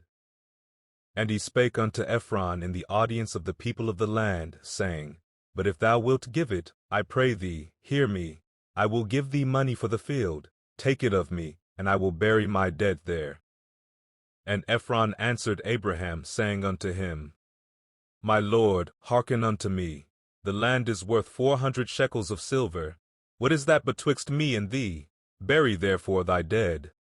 And Abraham hearkened unto Ephron. And Abraham weighed to Ephron the silver, which he had named in the audience of the sons of Heth, 400 shekels of silver, current money with the merchant. And the field of Ephron, which was in Machpelah, which was before Mamre, the field, and the cave which was therein, and all the trees that were in the field, that were in all the borders round about, were made sure unto Abraham for a possession in the presence of the children of Heth, before all that went in at the gate of his city. And after this, Abraham buried Sarah his wife in the cave of the field of Machpelah before Mamre, the same is Hebron in the land of Canaan. And the field, and the cave that is therein, were made sure unto Abraham for a possession of a burying place by the sons of Heth. Genesis, chapter 24. And Abraham was old, and well stricken in age, and the Lord had blessed Abraham in all things. And Abraham said unto his eldest servant of his house, that ruled over all that he had, Put, I pray thee, thy hand under my thigh. And I will make thee swear by the Lord, the God of heaven, and the God of the earth, that thou shalt not take a wife unto my son of the daughters of the Canaanites, among whom I dwell. But thou shalt go unto my country, and to my kindred, and take a wife unto my son Isaac. And the servant said unto him, Peradventure the woman will not be willing to follow me unto this land. Must I needs bring thy son again unto the land from whence thou camest? And Abraham said unto him, Beware thou that thou bring not my son thither again. The Lord God of heaven, which took me from my father's house, and from the land of my kindred, and which spake unto me, and that sware unto me, saying, Unto thy seed will I give this land. He shall send his angel before thee, and thou shalt take a wife unto my son from thence. And if the woman will not be willing to follow thee, then thou shalt be clear from this my oath. Only bring not my son thither again. And the servant put his hand under the thigh of Abraham his master, and swore to him concerning that matter. And the servant took 10 camels of the camels of his master, and departed, for all the goods of his master were in his hand. And he arose, and went to Mesopotamia, unto the city of Nahor. And he made his camels to kneel down without the city by a well of water at the time of the evening, even the time that women go out to draw water. And he said, O Lord God of my master Abraham, I pray thee, send me good speed this day, and show kindness unto my master Abraham. Behold, I stand here by the well of water, and the daughters of the men of the city come out to draw water. And let it come to pass, that the damsel to whom I shall say, Let down thy pitcher, I pray thee, that I may drink, and she shall say, Drink, and I will give thy camels drink also. Let the same be she that thou hast appointed for thy servant Isaac, and thereby shall I know that thou hast showed kindness unto my master. And it came to pass, before he had done speaking, that, behold, Rebekah came out, who was born to Bethuel, son of Milcah, the wife of Nahor, Abraham's brother, with her pitcher upon her shoulder. And the damsel was very fair to look upon, a virgin, neither had any man known her, and she went down to the well, and filled her pitcher, and came up. And the servant ran to meet her, and said, Let me, I pray thee, drink a little water of thy pitcher. And she said, Drink, my lord. And she hasted, and let down her pitcher upon her hand, and gave him drink. And when she had done giving him drink, she said, I will draw water for thy camels also, until they have done drinking. And she hasted, and emptied her pitcher into the trough, and ran again unto the well to draw water, and drew for all his camels. And the man wondering at her held his peace, to wit whether the Lord had made his journey prosperous or not. And it came to pass, as the camels had done drinking, that the man took a golden earring of half a shekel weight, and 2 bracelets for her hands of 10 shekels weight of gold, and said, Whose daughter art thou? Tell me, I pray thee, is there room in thy father's house for us to lodge in? And she said unto him, I am the daughter of Bethuel the son of Milcah, which she bare unto Nahor. She said moreover unto him, We have both straw and provender enough, and room to lodge in. And the man bowed down his head, and worshipped the Lord. And he said, Blessed be the Lord God of my master Abraham, who hath not left destitute my master of his mercy and his truth. I being in the way, the Lord led me to the house of my master's brethren. And the damsel ran, and told them of her mother's house these things. And Rebekah had a brother, and his name was Laban. And Laban ran out unto the man, unto the well. And it came to pass, when he saw the earring and bracelets upon his sister's hands, and when he heard the words of Rebekah his sister, saying, Thus spake the man unto me, that he came unto the man, and behold, he stood by the camels at the well. And he said, Come in, thou blessed of the Lord, wherefore standest thou without? For I have prepared the house, and room for the camels. And the man came into the house, and he ungirded his camels, and gave straw and provender for the camels, and water to wash his feet, and the men's feet that were with him. And there was set meat before him to eat. But he said, I will not eat, until I have told mine errand. And he said, Speak on. And he said, I am Abraham's servant. And the Lord hath blessed my master greatly, and he is become great, and he hath given him flocks, and herds, and silver, and gold, and menservants, and maidservants, and camels, and asses. And Sarah my master's wife bare a son to my master when she was old, and unto him hath he given all that he hath. And my master made me swear, saying, Thou shalt not take a wife to my son of the daughters of the Canaanites, in whose land I dwell. But thou shalt go unto my father's house, and to my kindred, and take a wife unto my son. And I said unto my master, Peradventure the woman will not follow me. And he said unto me, The Lord, before whom I walk, will send his angel with thee, and prosper thy way, and thou shalt take a wife for my son of my kindred, and of my father's house. Then shalt thou be clear from this my oath, when thou comest to my kindred, and if they give not thee one, thou shalt be clear from my oath. And I came this day unto the well, and said, O Lord God of my master Abraham, if now thou do prosper my way which I go. Behold, I stand by the well of water, and it shall come to pass, that when the virgin cometh forth to draw water, and I say to her, Give me, I pray thee, a little water of thy pitcher to drink. And she say to me, Both drink thou, and I will also draw for thy camels. Let the same be the woman whom the Lord hath appointed out for my master's son. And before I had done speaking in mine heart, behold, Rebekah came forth with her pitcher on her shoulder, and she went down unto the well, and drew water. And I said unto her, Let me drink, I pray thee. And she made haste, and let down her pitcher from her shoulder, and said, Drink, and I will give thy camels drink also. So I drank, and she made the camels drink also. And I asked her, and said, Whose daughter art thou? And she said, The daughter of Bethuel, Nahor's son, whom Milcah bare unto him, and I put the earring upon her face, and the bracelets upon her hands. And I bowed down my head, and worshipped the Lord, and blessed the Lord God of my master Abraham, which had led me in the right way to take my master's brother's daughter unto his son. And now if ye will deal kindly and truly with my master, tell me, and if not, tell me, that I may turn to the right hand or to the left. Then Laban and Bethuel answered and said, The thing proceedeth from the Lord, we cannot speak unto thee bad or good. Behold, Rebekah is before thee, take her, and go, and let her be thy master's son's wife, as the Lord hath spoken. And it came to pass that, when Abraham's servant heard their words, he worshipped the Lord, bowing himself to the earth. And the servant brought forth jewels of silver, and jewels of gold, and raiment, and gave them to Rebekah. He gave also to her brother and to her mother precious things. And they did eat and drink, he and the men that were with him, and tarried all night. And they rose up in the morning, and he said, Send me away unto my master. And her brother and her mother said, Let the damsel abide with us a few days, at the least 10, after that she shall go.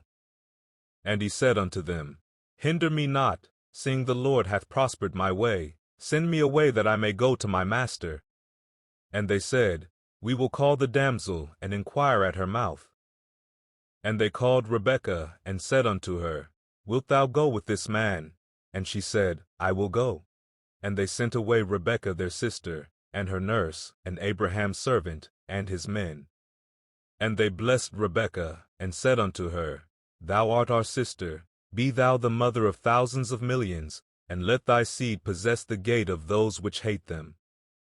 And Rebekah arose, and her damsels, and they rode upon the camels, and followed the man, and the servant took Rebekah, and went his way. And Isaac came from the way of the well Lahai-roi, for he dwelt in the south country. And Isaac went out to meditate in the field at the eventide, and he lifted up his eyes, and saw, and behold, the camels were coming. And Rebekah lifted up her eyes, and when she saw Isaac, she lighted off the camel. For she had said unto the servant, What man is this that walketh in the field to meet us? And the servant had said, It is my master. Therefore she took a veil, and covered herself. And the servant told Isaac all things that he had done. And Isaac brought her into his mother Sarah's tent, and took Rebekah, and she became his wife, and he loved her, and Isaac was comforted after his mother's death. Genesis, chapter 25. Then again Abraham took a wife, and her name was Keturah. And she bare him Zimran, and Jokshan, and Medan, and Midian, and Ishbak, and Shua. And Jokshan begat Sheba, and Dedan. And the sons of Dedan were Ashurim, and Letushim, and Laamim. And the sons of Midian, Ephah, and Epher, and Hanok, and Abida, and Eldaah. All these were the children of Keturah. And Abraham gave all that he had unto Isaac. But unto the sons of the concubines, which Abraham had, Abraham gave gifts, and sent them away from Isaac his son, while he yet lived, eastward, unto the east country. And these are the days of the years of Abraham's life which he lived, 160 years. Then Abraham gave up the ghost, and died in a good old age, an old man, and full of years, and was gathered to his people. And his sons Isaac and Ishmael buried him in the cave of Machpelah, in the field of Ephron the son of Zohar the Hittite, which is before Mamre. The field which Abraham purchased of the sons of Heth, there was Abraham buried, and Sarah his wife. And it came to pass after the death of Abraham, that God blessed his son Isaac, and Isaac dwelt by the well Lahai-roi. Now these are the generations of Ishmael, Abraham's son, whom Hagar the Egyptian, Sarah's handmaid, bare unto Abraham. And these are the names of the sons of Ishmael, by their names, according to their generations. The firstborn of Ishmael, Nebaioth, and Kedar, and Adbeel, and Mibsam, and Mishma, and Dumah, and Massa, Hadar, and Tamah, Jetur, Nephish, and Kedemah. These are the sons of Ishmael, and these are their names, by their towns, and by their castles, 12 princes according to their nations. And these are the years of the life of Ishmael, 137 years, and he gave up the ghost, and died, and was gathered unto his people. And they dwelt from Havilah unto Shur, that is before Egypt, as thou goest toward Assyria, and he died in the presence of all his brethren. And these are the generations of Isaac, Abraham's son. Abraham begat Isaac. And Isaac was 40 years old when he took Rebekah to wife, the daughter of Bethuel the Syrian of Paddan Aram, the sister to Laban the Syrian. And Isaac entreated the Lord for his wife, because she was barren, and the Lord was entreated of him, and Rebekah his wife conceived. And the children struggled together within her. And she said, If it be so, why am I thus? And she went to inquire of the Lord. And the Lord said unto her, 2 nations are in thy womb, and 2 manner of people shall be separated from thy bowels, and the one people shall be stronger than the other people, and the elder shall serve the younger. And when her days to be delivered were fulfilled, behold, there were twins in her womb. And the first came out red, all over like an hairy garment, and they called his name Esau. And after that came his brother out, and his hand took hold on Esau's heel, and his name was called Jacob, and Isaac was 80 years old when she bare them. And the boys grew, and Esau was a cunning hunter, a man of the field, and Jacob was a plain man, dwelling in tents. And Isaac loved Esau, because he did eat of his venison, but Rebekah loved Jacob. And Jacob sawed pottage, and Esau came from the field, and he was faint. And Esau said to Jacob, Feed me, I pray thee, with that same red pottage, for I am faint. Therefore was his name called Edom. And Jacob said, Sell me this day thy birthright. And Esau said, Behold, I am at the point to die, and what profit shall this birthright do to me? And Jacob said, Swear to me this day. And he swore unto him, and he sold his birthright unto Jacob. Then Jacob gave Esau bread and pottage of lentils, and he did eat and drink, and rose up, and went his way. Thus Esau despised his birthright. Genesis, chapter 26. And there was a famine in the land, beside the first famine that was in the days of Abraham. And Isaac went unto Abimelech king of the Philistines unto Gerar. And the Lord appeared unto him, and said, Go not down into Egypt, dwell in the land which I shall tell thee of. Sojourn in this land, and I will be with thee, and will bless thee. For unto thee and unto thy seed I will give all these countries, and I will perform the oath which I swore unto Abraham thy father. And I will make thy seed to multiply as the stars of heaven, and will give unto thy seed all these countries, and in thy seed shall all the nations of the earth be blessed. Because that Abraham obeyed my voice, and kept my charge, my commandments, my statutes, and my laws. And Isaac dwelt in Gerar. And the men of the place asked him of his wife, and he said, She is my sister, for he feared to say, She is my wife, lest, said he, the men of the place should kill me for Rebekah, because she was fair to look upon. And it came to pass, when he had been there a long time, that Abimelech king of the Philistines looked out at a window, and saw, and behold, Isaac was sporting with Rebekah his wife. And Abimelech called Isaac, and said, Behold, of a surety she is thy wife, and how saidst thou, She is my sister? And Isaac said unto him, Because I said, Lest I die for her. And Abimelech said, What is this thou hast done unto us? One of the people might lightly have leaned with thy wife, and thou shouldest have brought guiltiness upon us. And Abimelech charged all his people, saying, He that toucheth this man or his wife shall surely be put to death. Then Isaac sowed in that land, and received in the same year 100-fold, and the Lord blessed him. And the man waxed great, and went forward, and grew until he became very great. For he had possession of flocks, and possessions of herds, and great store of servants, and the Philistines envied him.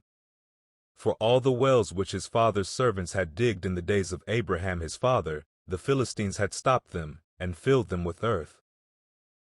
And Abimelech said unto Isaac, Go from us, for thou art much mightier than we. And Isaac departed thence, and pitched his tent in the valley of Gerar, and dwelt there. And Isaac digged again the wells of water, which they had digged in the days of Abraham his father, for the Philistines had stopped them after the death of Abraham, and he called their names after the names by which his father had called them. And Isaac's servants digged in the valley, and found there a well of springing water. And the herdmen of Gerar did strive with Isaac's herdmen, saying, The water is ours. And he called the name of the well Esek, because they strove with him. And they digged another well, and strove for that also, and he called the name of it Sitnah. And he removed from thence, and digged another well, and for that they strove not, and he called the name of it Rehoboth. And he said, For now the Lord hath made room for us, and we shall be fruitful in the land. And he went up from thence to Beersheba. And the Lord appeared unto him the same night, and said, I am the God of Abraham thy father. Fear not, for I am with thee, and will bless thee, and multiply thy seed for my servant Abraham's sake. And he builded an altar there, and called upon the name of the Lord, and pitched his tent there, and there Isaac's servants digged a well. Then Abimelech went to him from Gerar, and Ahuzzath one of his friends, and Phicol the chief captain of his army. And Isaac said unto them, Wherefore come ye to me, seeing ye hate me, and have sent me away from you?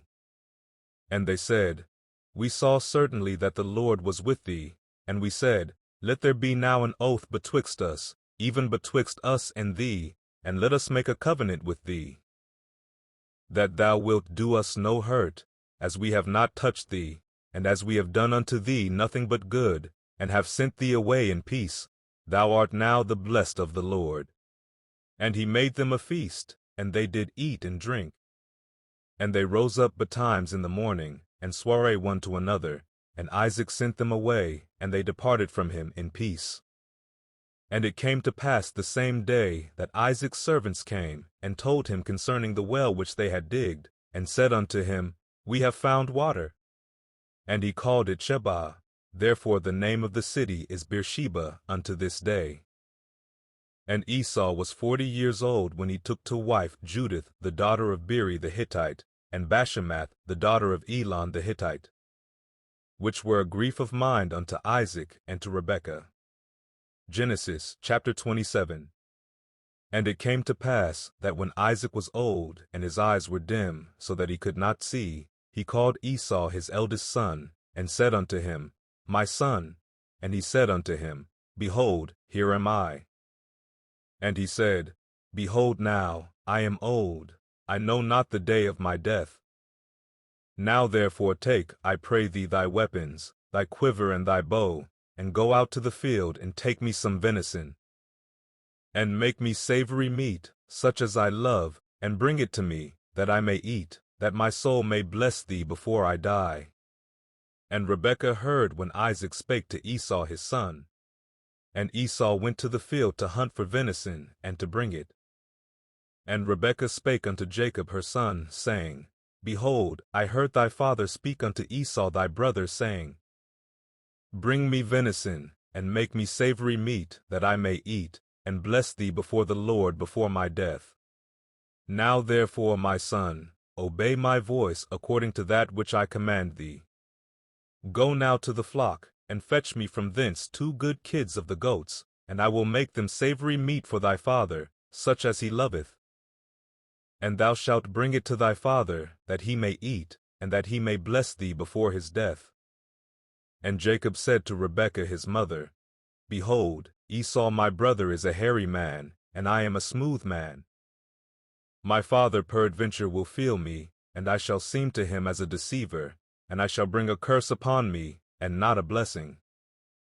And his mother said unto him, Upon me be thy curse, my son. Only obey my voice, and go fetch me them. And he went, and fetched, and brought them to his mother, and his mother made savory meat, such as his father loved. And Rebekah took goodly raiment of her eldest son Esau, which were with her in the house, and put them upon Jacob her younger son. And she put the skins of the kids of the goats upon his hands, and upon the smooth of his neck. And she gave the savory meat and the bread which she had prepared into the hand of her son Jacob. And he came unto his father, and said, My father. And he said, Here am I, who art thou, my son? And Jacob said unto his father, I am Esau thy firstborn. I have done according as thou boughtest me. Arise, I pray thee, sit and eat of my venison, that thy soul may bless me. And Isaac said unto his son, How is it that thou hast found it so quickly, my son? And he said, Because the Lord thy God brought it to me. And Isaac said unto Jacob, Come near, I pray thee, that I may feel thee, my son, whether thou be my very son Esau or not. And Jacob went near unto Isaac his father, and he felt him, and said, The voice is Jacob's voice, but the hands are the hands of Esau. And he discerned him not, because his hands were hairy, as his brother Esau's hands. So he blessed him. And he said, Art thou my very son Esau? And he said, I am. And he said, Bring it near to me, and I will eat of my son's venison, that my soul may bless thee.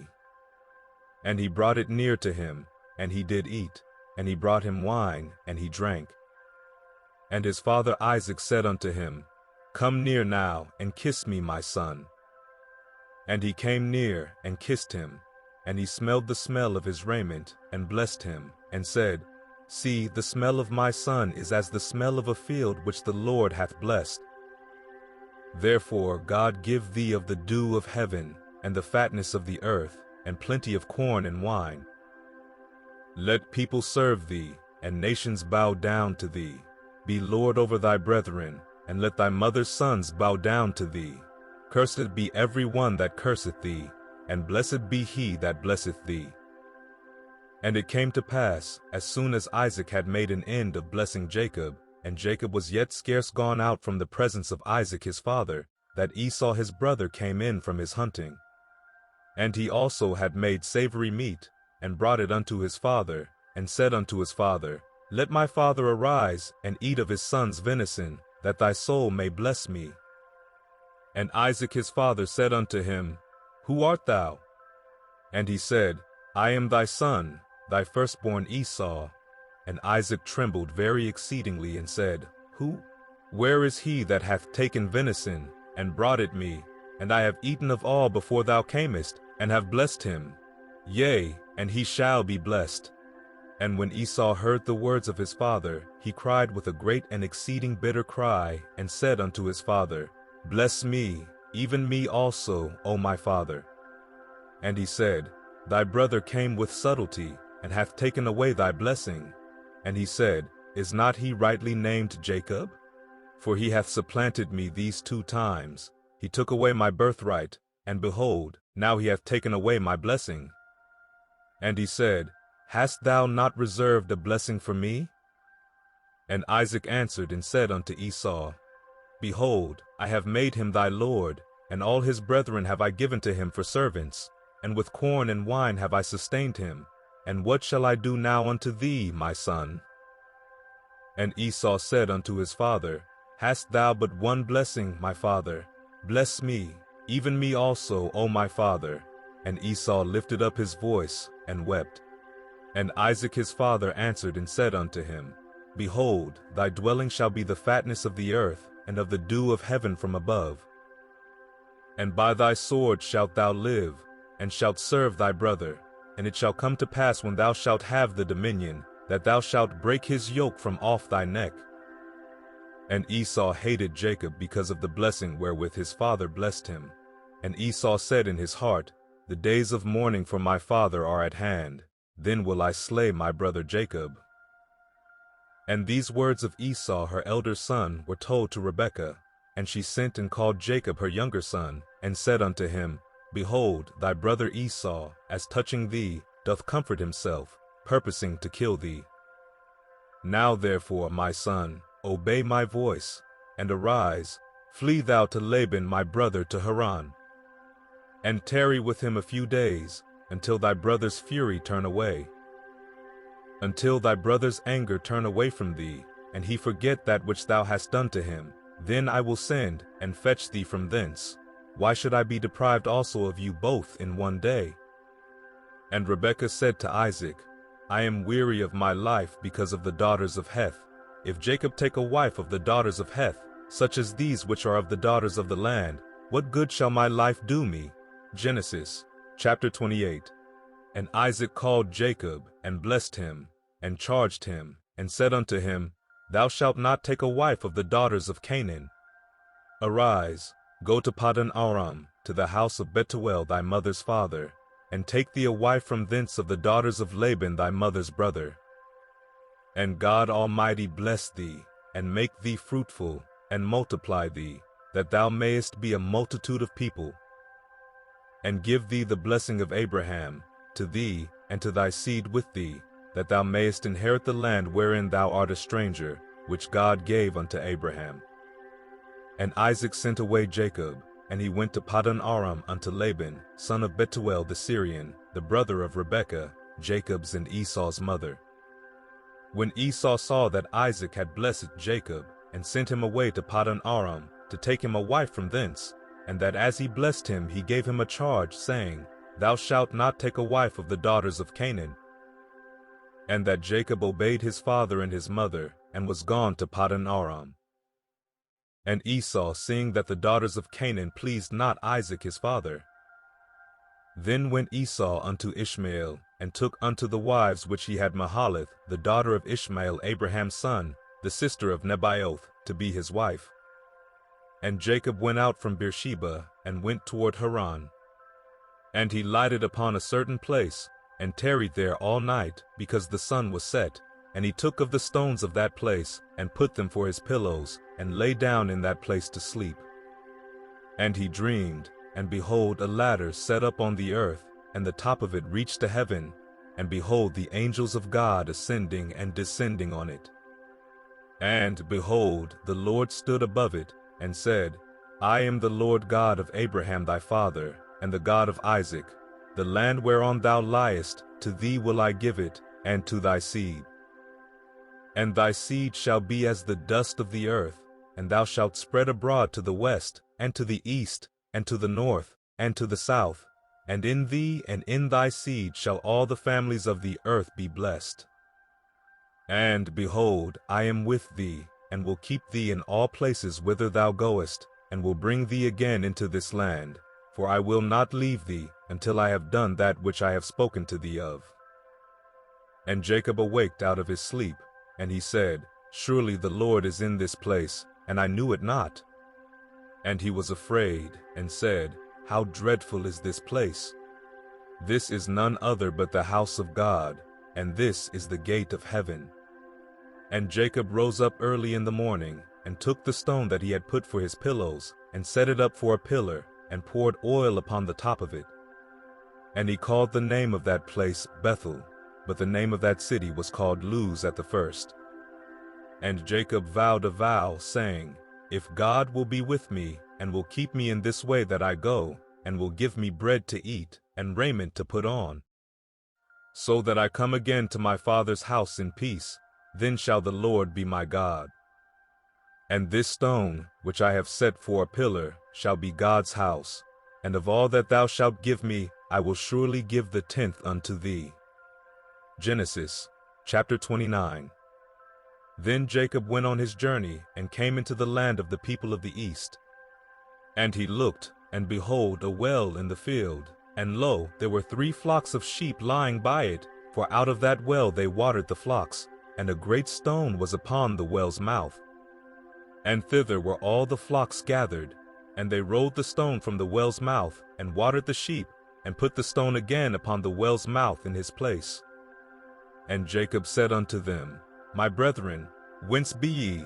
And they said, Of Haran are we. And he said unto them, Know ye Laban the son of Nahor? And they said, We know him. And he said unto them, Is he well? And they said, He is well, and behold, Rachel his daughter cometh with the sheep. And he said, Lo, it is yet high day, neither is it time that the cattle should be gathered together. Water ye the sheep, and go and feed them. And they said, We cannot, until all the flocks be gathered together, until they roll the stone from the well's mouth, then we water the sheep.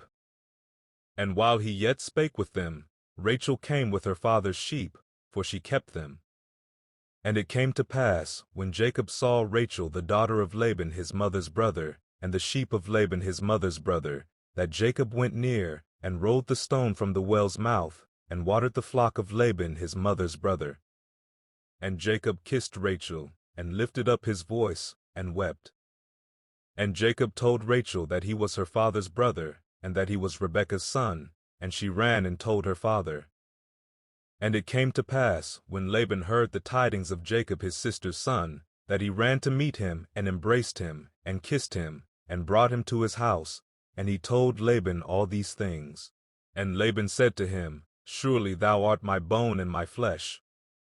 And he abode with him the space of a month. And Laban said unto Jacob, Because thou art my brother, shouldest thou therefore serve me for naught? Tell me, what shall thy wages be? And Laban had 2 daughters, the name of the elder was Leah, and the name of the younger was Rachel. Leah was tender-eyed, but Rachel was beautiful and well-favored. And Jacob loved Rachel, and said, I will serve thee 7 years for Rachel thy younger daughter. And Laban said, It is better that I give her to thee, than that I should give her to another man. Abide with me. And Jacob served 7 years for Rachel, and they seemed unto him but a few days, for the love he had to her. And Jacob said unto Laban, Give me my wife, for my days are fulfilled, that I may go in unto her. And Laban gathered together all the men of the place, and made a feast. And it came to pass in the evening, that he took Leah his daughter, and brought her to him, and he went in unto her. And Laban gave unto his daughter Leah Zilpah his maid for an handmaid. And it came to pass, that in the morning, behold, it was Leah. And he said to Laban, What is this thou hast done unto me?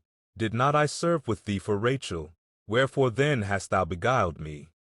And Laban said, It must not be so done in our country, to give the younger before the firstborn. Fulfill her week, and we will give thee this also for the service which thou shalt serve with me yet 7 other years. And Jacob did so, and fulfilled her week, and he gave him Rachel his daughter to wife also. And Laban gave to Rachel his daughter Bilhah his handmaid to be her maid. And he went in also unto Rachel, and he loved also Rachel more than Leah, and served with him yet 7 other years.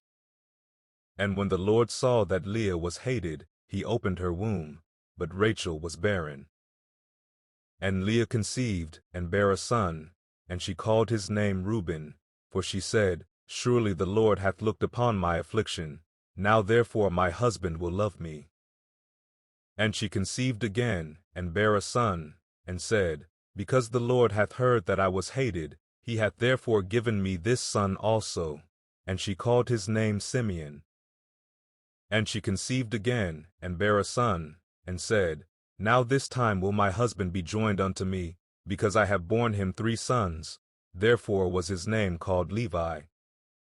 And she conceived again, and bare a son, and she said, Now will I praise the Lord. Therefore she called his name Judah, and left bearing. Genesis chapter 30.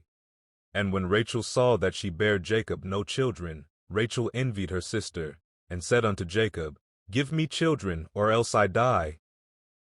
And Jacob's anger was kindled against Rachel. And he said, Am I in God's stead, who hath withheld from thee the fruit of the womb? And she said, Behold my maid Bilhah, go in unto her, and she shall bear upon my knees, that I may also have children by her. And she gave him Bilhah her handmaid to wife, and Jacob went in unto her. And Bilhah conceived, and bare Jacob a son. And Rachel said, God hath judged me, and hath also heard my voice, and hath given me a son. Therefore called she his name Dan. And Bilhah Rachel's maid conceived again, and bare Jacob a second son. And Rachel said, With great wrestlings have I wrestled with my sister, and I have prevailed. And she called his name Naphtali. When Leah saw that she had left bearing, she took Zilpah her maid, and gave her Jacob to wife. And Zilpah Leah's maid bare Jacob a son. And Leah said, A troop cometh, and she called his name Gad. And Zilpah Leah's maid bare Jacob a second son. And Leah said, Happy am I, for the daughters will call me blessed. And she called his name Asher. And Reuben went in the days of wheat harvest, and found mandrakes in the field, and brought them unto his mother Leah. Then Rachel said to Leah, Give me, I pray thee, of thy son's mandrakes. And she said unto her, Is it a small matter that thou hast taken my husband, and wouldest thou take away my son's mandrakes also? And Rachel said, Therefore he shall lie with thee tonight for thy son's mandrakes. And Jacob came out of the field in the evening, and Leah went out to meet him, and said, Thou must come in unto me, for surely I have hired thee with my son's mandrakes. And he lay with her that night. And God hearkened unto Leah, and she conceived, and bare Jacob the fifth son. And Leah said, God hath given me my hire, because I have given my maiden to my husband. And she called his name Issachar. And Leah conceived again, and bare Jacob the sixth son. And Leah said, God hath endued me with a good dowry. Now will my husband dwell with me, because I have borne him 6 sons. And she called his name Zebulun. And afterward she bare a daughter, and called her name Dinah. And God remembered Rachel, and God hearkened to her, and opened her womb. And she conceived, and bare a son, and said, God hath taken away my reproach.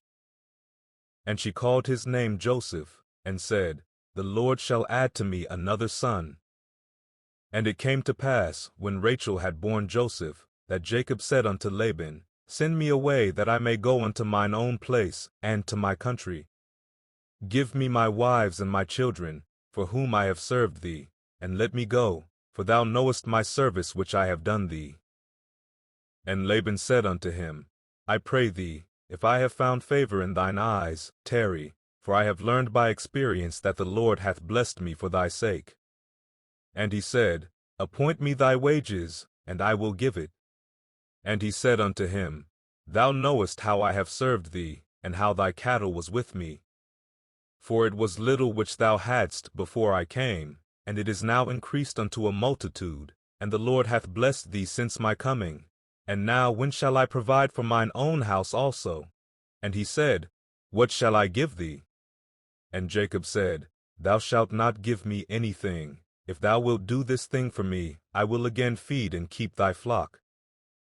I will pass through all thy flock today, removing from thence all the speckled and spotted cattle, and all the brown cattle among the sheep, and the spotted and speckled among the goats, and of such shall be my hire. So shall my righteousness answer for me in time to come, when it shall come for my hire before thy face, every one that is not speckled and spotted among the goats, and brown among the sheep, that shall be counted stolen with me. And Laban said, Behold, I would it might be according to thy word. And he removed that day the he-goats that were ring-straked and spotted, and all the she-goats that were speckled and spotted, and every one that had some white in it, and all the brown among the sheep, and gave them into the hand of his sons. And he set 3 days' journey betwixt himself and Jacob fed the rest of Laban's flocks.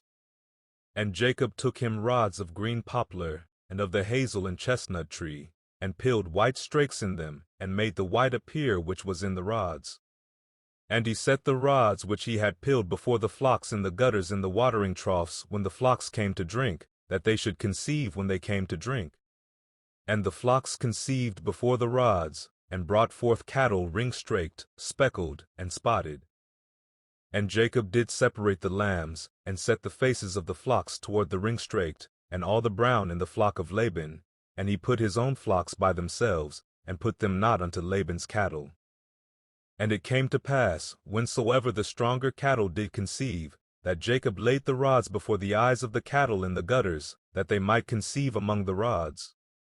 But when the cattle were feeble, he put them not in, so the feebler were Laban's, and the stronger Jacob's. And the man increased exceedingly, and had much cattle, and maidservants, and menservants, and camels, and asses. Genesis chapter 31. And he heard the words of Laban's sons, saying, Jacob hath taken away all that was our father's, and of that which was our father's hath he gotten all this glory. And Jacob beheld the countenance of Laban, and behold, it was not toward him as before. And the Lord said unto Jacob, Return unto the land of thy fathers, and to thy kindred, and I will be with thee. And Jacob sent and called Rachel and Leah to the field unto his flock, and said unto them, I see your father's countenance, that it is not toward me as before, but the God of my father hath been with me. And ye know that with all my power I have served your father. And your father hath deceived me, and changed my wages 10 times, but God suffered him not to hurt me. If he said thus, The speckled shall be thy wages, then all the cattle bear speckled. And if he said thus, The ring-straked shall be thy hire, then bear all the cattle ring-straked. Thus God hath taken away the cattle of your father, and given them to me. And it came to pass at the time that the cattle conceived, that I lifted up mine eyes, and saw in a dream, and behold, the rams which leaped upon the cattle were ring-straked, speckled, and grizzled. And the angel of God spake unto me in a dream, saying, Jacob. And I said, Here am I. And he said, Lift up now thine eyes, and see, all the rams which leap upon the cattle are ring-straked, speckled, and grizzled. For I have seen all that Laban doeth unto thee. I am the God of Bethel, where thou anointedst the pillar, and where thou vowedst a vow unto me. Now arise, get thee out from this land, and return unto the land of thy kindred. And Rachel and Leah answered and said unto him, Is there yet any portion or inheritance for us in our father's house? Are we not counted of him strangers? For he hath sold us, and hath quite devoured also our money. For all the riches which God hath taken from our father, that is ours, and our children's. Now then, whatsoever God hath said unto thee, do. Then Jacob rose up, and set his sons and his wives upon camels. And he carried away all his cattle, and all his goods which he had gotten, the cattle of his getting, which he had gotten in Paddan Aram, for to go to Isaac his father in the land of Canaan. And Laban went to shear his sheep, and Rachel had stolen the images that were her father's. And Jacob stole away unawares to Laban the Syrian, in that he told him not that he fled. So he fled with all that he had, and he rose up and passed over the river, and set his face toward the Mount Gilead. And it was told Laban on the 3rd day that Jacob was fled. And he took his brethren with him, and pursued after him 7 days' journey, and they overtook him in the Mount Gilead. And God came to Laban the Syrian in a dream by night, and said unto him, Take heed that thou speak not to Jacob either good or bad. Then Laban overtook Jacob. Now Jacob had pitched his tent in the mount, and Laban with his brethren pitched in the Mount of Gilead. And Laban said to Jacob, What hast thou done, that thou hast stolen away unawares to me, and carried away my daughters, as captives taken with the sword?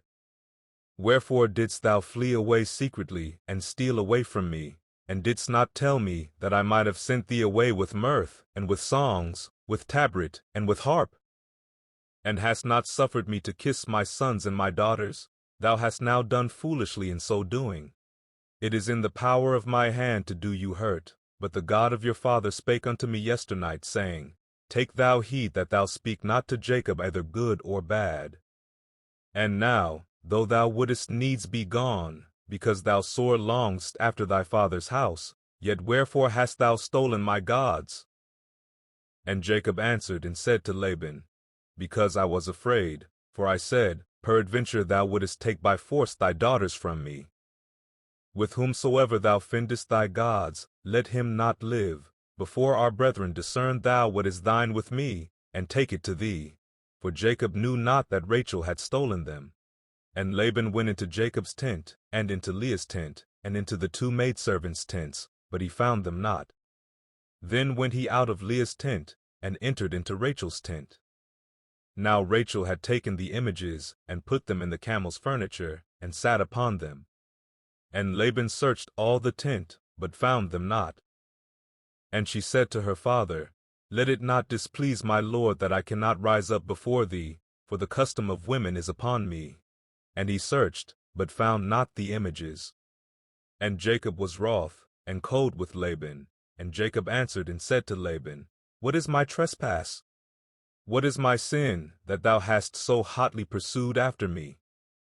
Whereas thou hast searched all my stuff, what hast thou found of all thy household stuff? Set it here before my brethren and thy brethren, that they may judge betwixt us both. This 20 years have I been with thee. Thy ewes and thy she-goats have not cast their young, and the rams of thy flock have I not eaten.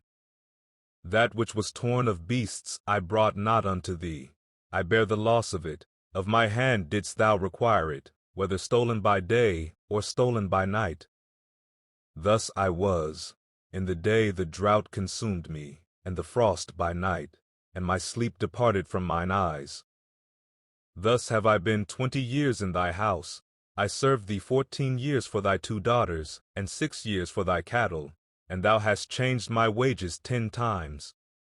Except the God of my father, the God of Abraham, and the fear of Isaac, had been with me, surely thou hadst sent me away now empty. God hath seen mine affliction and the labor of my hands, and rebuked thee yesternight. And Laban answered and said unto Jacob, These daughters are my daughters, and these children are my children, and these cattle are my cattle, and all that thou seest is mine. And what can I do this day unto these my daughters, or unto their children which they have borne? Now therefore come thou, let us make a covenant, I and thou, and let it be for a witness between me and thee. And Jacob took a stone, and set it up for a pillar. And Jacob said unto his brethren, Gather stones. And they took stones, and made an heap, and they did eat there upon the heap. And Laban called it Jegar-sahadutha, but Jacob called it Gilead. And Laban said, This heap is a witness between me and thee this day. Therefore was the name of it called Gilead. And Mizpah, for he said, The Lord watch between me and thee when we are absent one from another. If thou shalt afflict my daughters, or if thou shalt take other wives beside my daughters, no man is with us. See, God is witness betwixt me and thee. And Laban said to Jacob, Behold this heap, and behold this pillar, which I have cast betwixt me and thee. This heap be witness, and this pillar be witness, that I will not pass over this heap to thee, and that thou shalt not pass over this heap and this pillar unto me, for harm. The God of Abraham, and the God of Nahor, the God of their father, judge betwixt us. And Jacob swore by the fear of his father Isaac. Then Jacob offered sacrifice upon the mount, and called his brethren to eat bread, and they did eat bread, and tarried all night in the mount. And early in the morning Laban rose up, and kissed his sons and his daughters, and blessed them, and Laban departed, and returned unto his place. Genesis, chapter 32. And Jacob went on his way, and the angels of God met him. And when Jacob saw them, he said, This is God's host, and he called the name of that place Mahanaim. And Jacob sent messengers before him to Esau his brother unto the land of Seir, the country of Edom. And he commanded them, saying, Thus shall ye speak unto my lord Esau, Thy servant Jacob saith thus, I have sojourned with Laban, and stayed there until now. And I have oxen, and asses, flocks, and men servants, and women servants, and I have sent to tell my lord, that I may find grace in thy sight. And the messengers returned to Jacob, saying, We came to thy brother Esau, and also he cometh to meet thee, and 400 men with him. Then Jacob was greatly afraid and distressed, and he divided the people that was with him, and the flocks, and herds, and the camels, into 2 bands. And said, If Esau come to the one company and smite it, then the other company which is left shall escape. And Jacob said, O God of my father Abraham, and God of my father Isaac, the Lord which saidst unto me, Return unto thy country and to thy kindred, and I will deal well with thee. I am not worthy of the least of all the mercies and of all the truth which thou hast showed unto thy servant. For with my staff I passed over this Jordan, and now I am become two bands. Deliver me, I pray thee, from the hand of my brother, from the hand of Esau, for I fear him, lest he will come and smite me, and the mother with the children. And thou saidst, I will surely do thee good, and make thy seed as the sand of the sea, which cannot be numbered for multitude. And he lodged there that same night, and took of that which came to his hand a present for Esau his brother. 200 she-goats, and 20 he-goats, 200 ewes, and 20 rams. 30 milk camels with their colts, 40 kine, and 10 bulls, 20 she-asses, and 10 foals. And he delivered them into the hand of his servants, every drove by themselves, and said unto his servants, Pass over before me, and put a space betwixt drove and drove. And he commanded the foremost, saying, When Esau my brother meeteth thee, and asketh thee, saying, Whose art thou, and whither goest thou, and whose are these before thee? Then thou shalt say, They be thy servant Jacob's, it is a present sent unto my lord Esau, and behold, also he is behind us. And so commanded he the second, and the third, and all that followed the droves, saying, On this manner shall ye speak unto Esau, when ye find him. And say ye moreover, Behold, thy servant Jacob is behind us. For he said, I will appease him with the present that goeth before me, and afterward I will see his face, peradventure he will accept of me. So went the present over before him, and himself lodged that night in the company. And he rose up that night, and took his 2 wives, and his 2 women servants, and his 11 sons, and passed over the ford Jabbok. And he took them, and sent them over the brook, and sent over that he had. And Jacob was left alone, and there wrestled a man with him until the breaking of the day. And when he saw that he prevailed not against him, he touched the hollow of his thigh, and the hollow of Jacob's thigh was out of joint, as he wrestled with him. And he said, Let me go, for the day breaketh. And he said, I will not let thee go, except thou bless me. And he said unto him, What is thy name? And he said, Jacob. And he said, Thy name shall be called no more Jacob, but Israel. For as a prince hast thou power with God and with men, and hast prevailed. And Jacob asked him, and said, Tell me, I pray thee, thy name. And he said, Wherefore is it that thou dost ask after my name? And he blessed him there. And Jacob called the name of the place Peniel, for I have seen God face to face, and my life is preserved. And as he passed over Penuel, the sun rose upon him, and he halted upon his thigh. Therefore the children of Israel eat not of the sinew which shrank, which is upon the hollow of the thigh, unto this day, because he touched the hollow of Jacob's thigh in the sinew that shrank. Genesis chapter 33. And Jacob lifted up his eyes, and looked, and behold, Esau came, and with him 400 men. And he divided the children unto Leah, and unto Rachel, and unto the 2 handmaids. And he put the handmaids and their children foremost, and Leah and her children after, and Rachel and Joseph hindermost. And he passed over before them, and bowed himself to the ground 7 times, until he came near to his brother. And Esau ran to meet him, and embraced him, and fell on his neck, and kissed him, and they wept. And he lifted up his eyes, and saw the women and the children, and said, Who are those with thee? And he said, The children which God hath graciously given thy servant. Then the handmaidens came near, they and their children, and they bowed themselves. And Leah also with her children came near, and bowed themselves. And after came Joseph near, and Rachel, and they bowed themselves. And he said, What meanest thou by all this drove which I met? And he said, These are to find grace in the sight of my Lord. And Esau said, I have enough, my brother, keep that thou hast unto thyself. And Jacob said, Nay, I pray thee, if now I have found grace in thy sight, then receive my present at my hand, For therefore I have seen thy face, as though I had seen the face of God, and thou wast pleased with me. Take, I pray thee, my blessing that is brought to thee, because God hath dealt graciously with me, and because I have enough. And he urged him, and he took it. And he said, Let us take our journey, and let us go, and I will go before thee.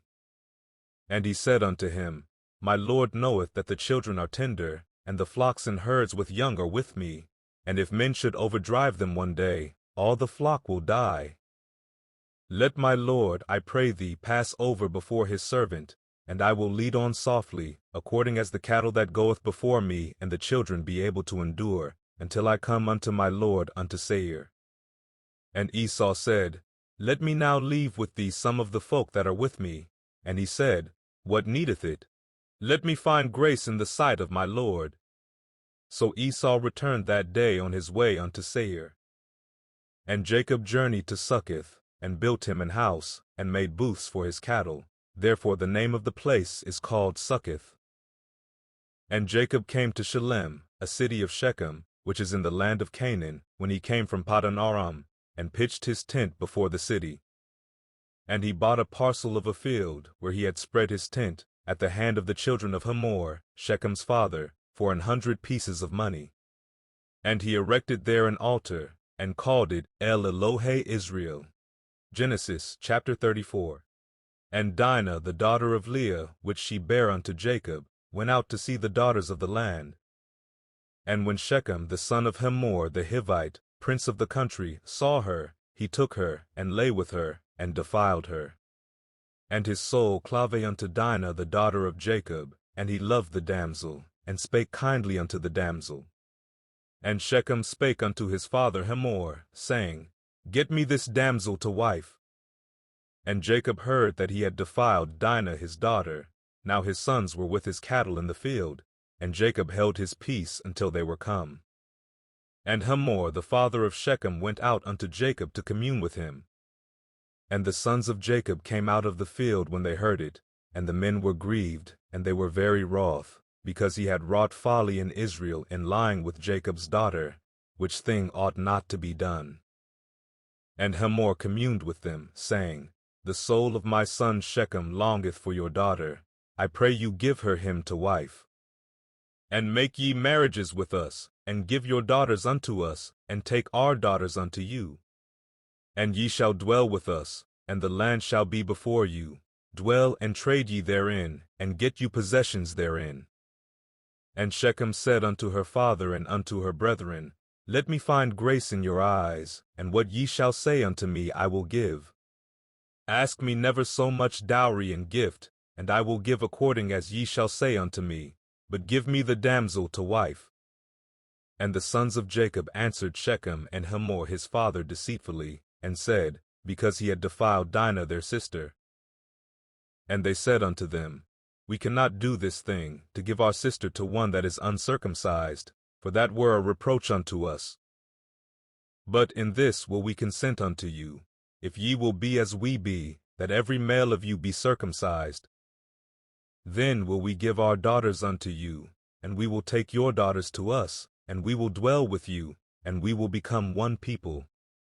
But if ye will not hearken unto us, to be circumcised, then will we take our daughter, and we will be gone. And their words pleased Hamor, and Shechem Hamor's son. And the young man deferred not to do the thing, because he had delight in Jacob's daughter, and he was more honorable than all the house of his father. And Hamor and Shechem his son came unto the gate of their city, and communed with the men of their city, saying, These men are peaceable with us, therefore let them dwell in the land, and trade therein, for the land, behold, it is large enough for them. Let us take their daughters to us for wives, and let us give them our daughters.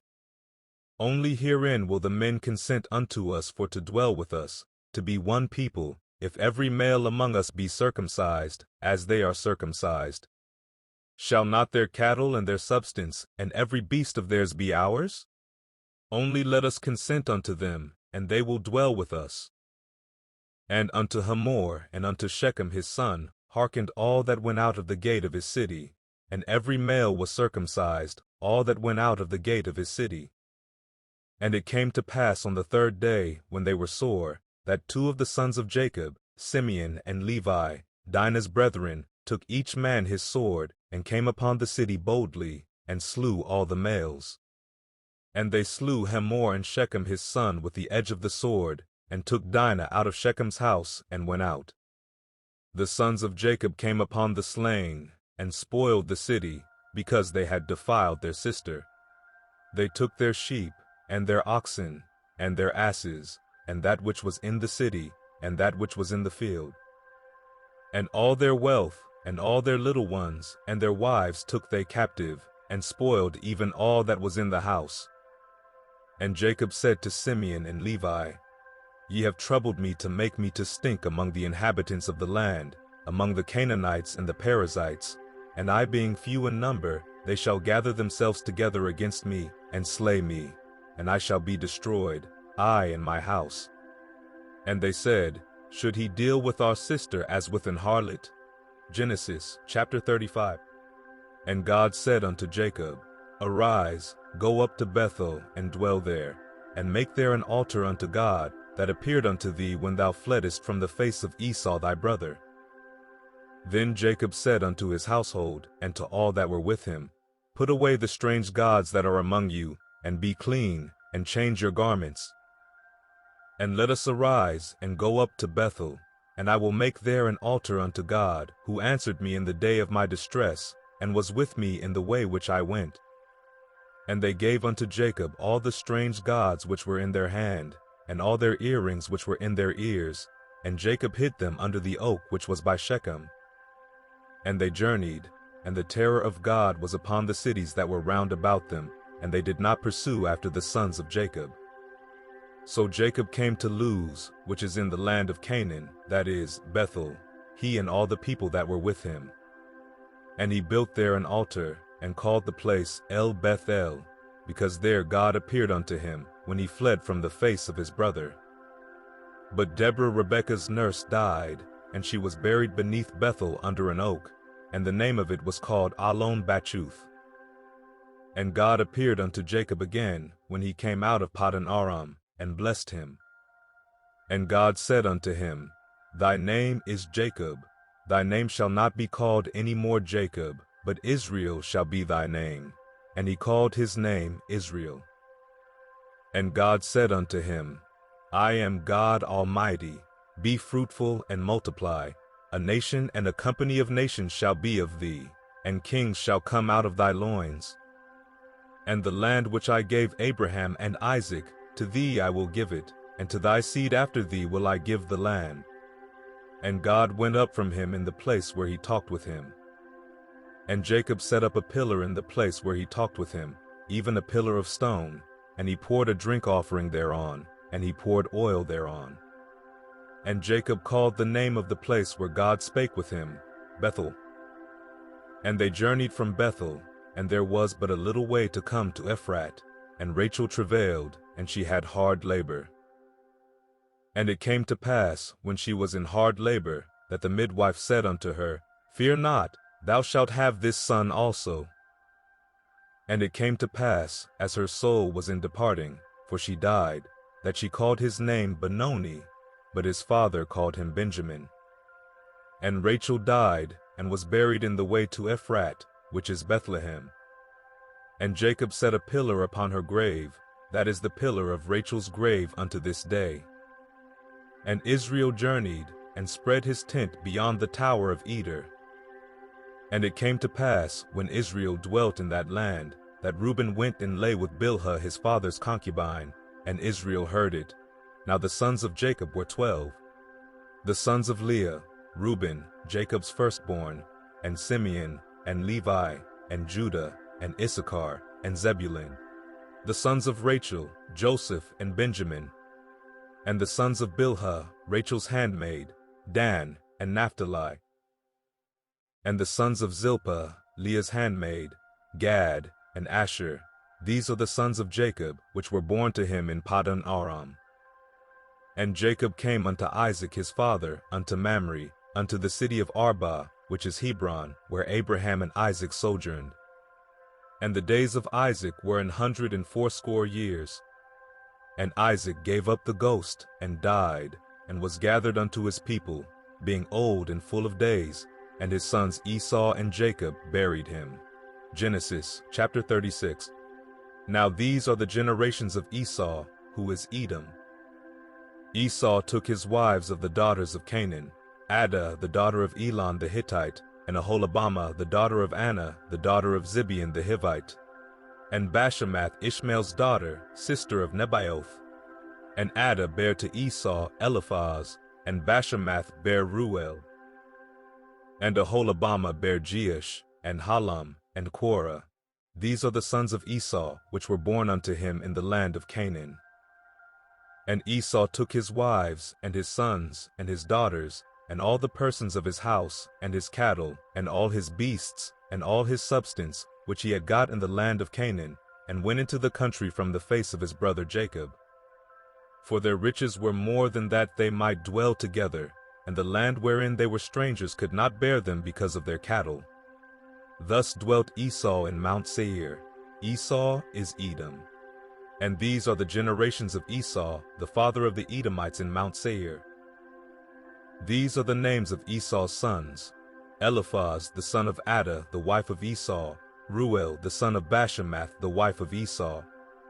And the sons of Eliphaz were Teman, Omar, Zepho, and Gatam, and Kenaz. And Timnah was concubine to Eliphaz Esau's son, and she bare to Eliphaz Amalek. These were the sons of Adah Esau's wife. And these are the sons of Ruel, Nahath, and Zerah, Shammah, and Mizah. These were the sons of Bashemath Esau's wife. And these were the sons of Aholibamah, the daughter of Anna, the daughter of Zibeon, Esau's wife, and she bare to Esau Jeush, and Halam, and Korah. These were dukes of the sons of Esau, the sons of Eliphaz the firstborn son of Esau, Duke Teman, Duke Omar, Duke Zepho, Duke Kenaz, Duke Korah, Duke Gatam, and Duke Amalek. These are the dukes that came of Eliphaz in the land of Edom. These were the sons of Adah. And these are the sons of Ruel, Esau's son, Duke Nahath, Duke Zerah, Duke Shammah, Duke Mizah. These are the dukes that came of Ruel in the land of Edom. These are the sons of Bashemath, Esau's wife. And these are the sons of Aholibamah, Esau's wife, Duke Jeush, Duke Halam, Duke Korah. These were the dukes that came of Aholibamah, the daughter of Anna, Esau's wife. These are the sons of Esau, who is Edom, and these are their dukes. These are the sons of Seir the Horite, who inhabited the land, Lotan, and Shobal, and Zibeon, and Anna, and Dison, and Ezer, and Dishan. These are the dukes of the Horites, the children of Seir in the land of Edom. And the children of Lotan were Hori and Hemam, and Lotan's sister was Timnah. And the children of Shobal were these: Alvin, and Manahath, and Ebal, Shepho, and Onam. And these are the children of Zibeon, both Ajah and Anna. This was that Anna that found the mules in the wilderness, as he fed the asses of Zibeon his father. And the children of Anna were these: Dison, and Aholibamah, the daughter of Anna. And these are the children of Dison: Hemdan, and Eshban, and Ithran, and Cheran. The children of Ezer are these: Bilhan, and Zavan, and Akan. The children of Dishan are these: Uz and Aaron. These are the dukes that came of the Horites: Duke Lotan, Duke Shobal, Duke Zibeon, Duke Anna, Duke Dison, Duke Ezer, Duke Dishan. These are the dukes that came of Hori, among their dukes in the land of Seir. And these are the kings that reigned in the land of Edom, before there reigned any king over the children of Israel. And Bela the son of Beor reigned in Edom, and the name of his city was Dinhaba. And Bela died, and Jobab the son of Zerah of Basra reigned in his stead. And Jobab died, and Husham of the land of Temani reigned in his stead. And Husham died, and Hadad the son of Bedad, who smote Midian in the field of Moab, reigned in his stead, and the name of his city was Avith. And Hadad died, and Samlah of Masrekah reigned in his stead. And Samlah died, and Saul of Rehoboth by the river reigned in his stead. And Saul died, and Baal-Hanan the son of Achbor reigned in his stead. And Baal-Hanan the son of Achbor died, and Hadar reigned in his stead, and the name of his city was Pau, and his wife's name was Mehetabel, the daughter of Matred, the daughter of Muzahab. And these are the names of the dukes that came of Esau, according to their families, after their places, by their names: Duke Timnah, Duke Alva, Duke Jetheth, Duke Aholabama, Duke Elah, Duke Pinion, Duke Kenaz, Duke Teman, Duke Mibzar, Duke Magdiel, Duke Iram. These be the dukes of Edom, according to their habitations in the land of their possession. He is Esau, the father of the Edomites. Genesis, chapter 37. And Jacob dwelt in the land wherein his father was a stranger, in the land of Canaan. These are the generations of Jacob. Joseph, being 17 years old, was feeding the flock with his brethren, and the lad was with the sons of Bilhah, and with the sons of Zilpah, his father's wives, and Joseph brought unto his father their evil report. Now Israel loved Joseph more than all his children, because he was the son of his old age, and he made him a coat of many colors. And when his brethren saw that their father loved him more than all his brethren, they hated him, and could not speak peaceably unto him. And Joseph dreamed a dream, and he told it his brethren, and they hated him yet the more. And he said unto them, Hear, I pray you, this dream which I have dreamed. For, behold, we were binding sheaves in the field, and lo, my sheaf arose, and also stood upright, and behold, your sheaves stood round about, and made obeisance to my sheaf. And his brethren said to him, Shalt thou indeed reign over us, or shalt thou indeed have dominion over us? And they hated him yet the more for his dreams and for his words. And he dreamed yet another dream, and told it his brethren, and said, Behold, I have dreamed a dream more, and behold, the sun and the moon and the 11 stars made obeisance to me. And he told it to his father, and to his brethren, and his father rebuked him, and said unto him, What is this dream that thou hast dreamed? Shall I and thy mother and thy brethren indeed come to bow down ourselves to thee to the earth? And his brethren envied him, but his father observed the saying. And his brethren went to feed their father's flock in Shechem. And Israel said unto Joseph, Do not thy brethren feed the flock in Shechem? Come, and I will send thee unto them. And he said to him, Here am I. And he said to him, Go, I pray thee, see whether it be well with thy brethren, and well with the flocks, and bring me word again. So he sent him out of the vale of Hebron, and he came to Shechem. And a certain man found him, and, behold, he was wandering in the field. And the man asked him, saying, What seekest thou? And he said, I seek my brethren. Tell me, I pray thee, where they feed their flocks. And the man said, They are departed hence, for I heard them say, Let us go to Dothan. And Joseph went after his brethren, and found them in Dothan. And when they saw him afar off, even before he came near unto them, they conspired against him to slay him. And they said one to another, Behold, this dreamer cometh. Come now, therefore, and let us slay him, and cast him into some pit, and we will say, Some evil beast hath devoured him, and we shall see what will become of his dreams. And Reuben heard it, and he delivered him out of their hands, and said, Let us not kill him. And Reuben said unto them, Shed no blood, but cast him into this pit that is in the wilderness, and lay no hand upon him, that he might rid him out of their hands, to deliver him to his father again. And it came to pass, when Joseph was come unto his brethren, that they stripped Joseph out of his coat of many colors that was on him. And they took him, and cast him into a pit, and the pit was empty, there was no water in it.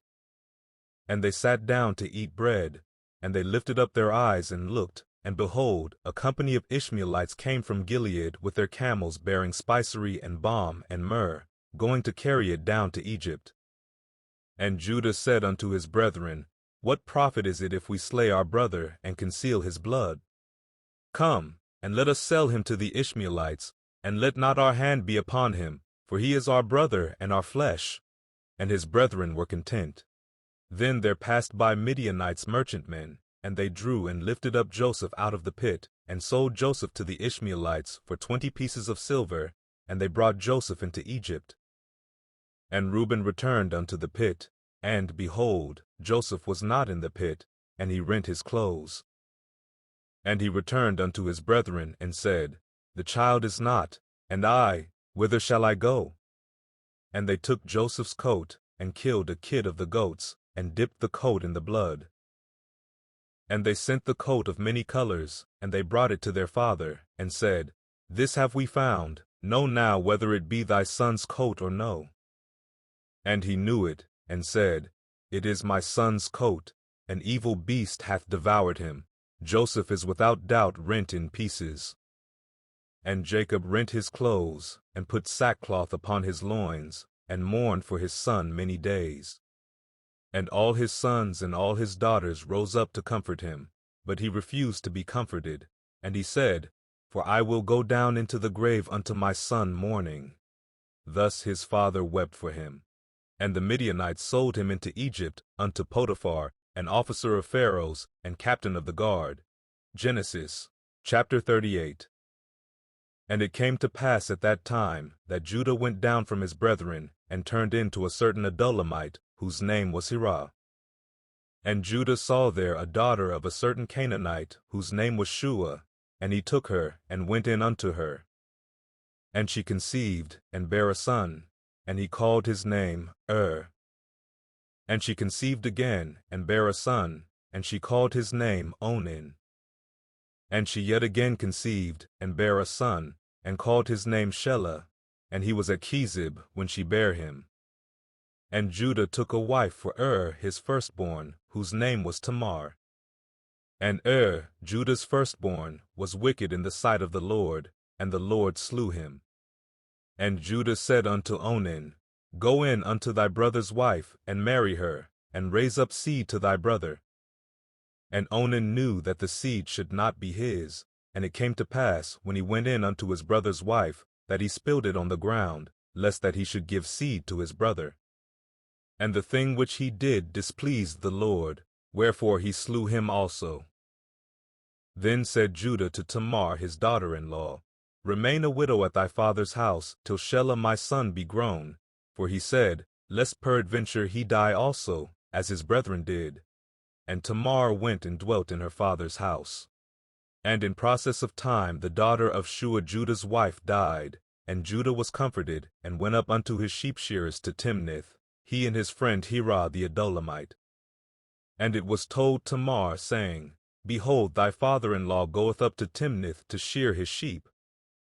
And she put her widow's garments off from her, and covered her with a veil, and wrapped herself, and sat in an open place, which is by the way to Timnath. For she saw that Shelah was grown, and she was not given unto him to wife. When Judah saw her, he thought her to be an harlot, because she had covered her face. And he turned unto her by the way, and said, Go to, I pray thee, let me come in unto thee, for he knew not that she was his daughter-in-law. And she said, What wilt thou give me, that thou mayest come in unto me? And he said, I will send thee a kid from the flock. And she said, Wilt thou give me a pledge till thou send it? And he said, What pledge shall I give thee? And she said, Thy signet, and thy bracelets, and thy staff that is in thine hand. And he gave it her, and came in unto her, and she conceived by him. And she arose, and went away, and laid by her veil from her, and put on the garments of her widowhood. And Judah sent the kid by the hand of his friend the Adullamite, to receive his pledge from the woman's hand, but he found her not. Then he asked the men of that place, saying, Where is the harlot that was openly by the wayside? And they said, There was no harlot in this place. And he returned to Judah, and said, I cannot find her. And also the men of the place said, that there was no harlot in this place. And Judah said, Let her take it to her, lest we be shamed, Behold, I sent this kid, and thou hast not found her. And it came to pass about 3 months after, that it was told Judah, saying, Tamar thy daughter-in-law hath played the harlot, and also, behold, she is with child by whoredom. And Judah said, Bring her forth, and let her be burnt. When she was brought forth, she sent to her father-in-law, saying, By the man whose these are, am I with child. And she said, Discern, I pray thee, whose are these, the signet, and bracelets, and staff?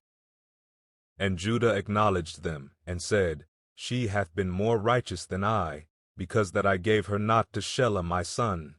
And he knew her again no more. And it came to pass in the time of her travail, that, behold, twins were in her womb. And it came to pass, when she travailed, that the one put out his hand, and the midwife took and bound upon his hand a scarlet thread, saying, This came out first. And it came to pass, as he drew back his hand, that, behold, his brother came out. And she said, How hast thou broken forth? This breach be upon thee. Therefore his name was called Pharez. And afterward came out his brother, that had the scarlet thread upon his hand, and his name was called Zara. Genesis, chapter 39. And Joseph was brought down to Egypt, and Potiphar, an officer of Pharaoh, captain of the guard, an Egyptian, bought him of the hands of the Ishmaelites, which had brought him down thither. And the Lord was with Joseph, and he was a prosperous man, and he was in the house of his master the Egyptian. And his master saw that the Lord was with him, and that the Lord made all that he did to prosper in his hand. And Joseph found grace in his sight, and he served him, and he made him overseer over his house, and all that he had he put into his hand. And it came to pass from the time that he had made him overseer in his house, and over all that he had, that the Lord blessed the Egyptian's house for Joseph's sake, and the blessing of the Lord was upon all that he had in the house and in the field. And he left all that he had in Joseph's hand, and he knew not aught he had, save the bread which he did eat. And Joseph was a goodly person, and well favored. And it came to pass after these things, that his master's wife cast her eyes upon Joseph, and she said, Lie with me. But he refused, and said unto his master's wife, Behold, my master wotteth not what is with me in the house, and he hath committed all that he hath to my hand. There is none greater in this house than I, neither hath he kept back anything from me but thee, because thou art his wife. How then can I do this great wickedness, and sin against God? And it came to pass, as she spake to Joseph day by day, that he hearkened not unto her, to lie by her, or to be with her. And it came to pass about this time, that Joseph went into the house to do his business, and there was none of the men of the house there within. And she caught him by his garment, saying, Lie with me. And he left his garment in her hand, and fled, and got him out. And it came to pass, when she saw that he had left his garment in her hand, and was fled forth, that she called unto the men of her house, and spake unto them, saying, See, he hath brought in an Hebrew unto us to mock us. He came in unto me to lie with me, and I cried with a loud voice. And it came to pass, when he heard that I lifted up my voice and cried, that he left his garment with me, and fled, and got him out. And she laid up his garment by her, until his lord came home. And she spake unto him according to these words, saying, The Hebrew servant, which thou hast brought unto us, came in unto me to mock me. And it came to pass, as I lifted up my voice and cried, that he left his garment with me, and fled out. And it came to pass, when his master heard the words of his wife, which she spake unto him, saying, After this manner did thy servant to me, that his wrath was kindled. And Joseph's master took him, and put him into the prison, a place where the king's prisoners were bound, and he was there in the prison. But the Lord was with Joseph, and showed him mercy, and gave him favor in the sight of the keeper of the prison. And the keeper of the prison committed to Joseph's hand all the prisoners that were in the prison, and whatsoever they did there, he was the doer of it. The keeper of the prison looked not to anything that was under his hand, because the Lord was with him, and that which he did, the Lord made it to prosper. Genesis, Chapter 40. And it came to pass after these things, that the butler of the king of Egypt and his baker had offended their lord the king of Egypt. And Pharaoh was wroth against two of his officers, against the chief of the butlers, and against the chief of the bakers. And he put them in ward in the house of the captain of the guard, into the prison, the place where Joseph was bound. And the captain of the guard charged Joseph with them, and he served them, and they continued a season in ward. And they dreamed a dream, both of them, each man his dream in one night, each man according to the interpretation of his dream, the butler and the baker of the king of Egypt, which were bound in the prison. And Joseph came in unto them in the morning, and looked upon them, and behold, they were sad. And he asked Pharaoh's officers that were with him in the ward of his lord's house, saying, Wherefore look ye so sadly today? And they said unto him, We have dreamed a dream, and there is no interpreter of it. And Joseph said unto them, Do not interpretations belong to God? Tell me them, I pray you. And the chief butler told his dream to Joseph, and said to him, In my dream, behold, a vine was before me. And in the vine were 3 branches, and it was as though it budded, and her blossoms shot forth, and the clusters thereof brought forth ripe grapes.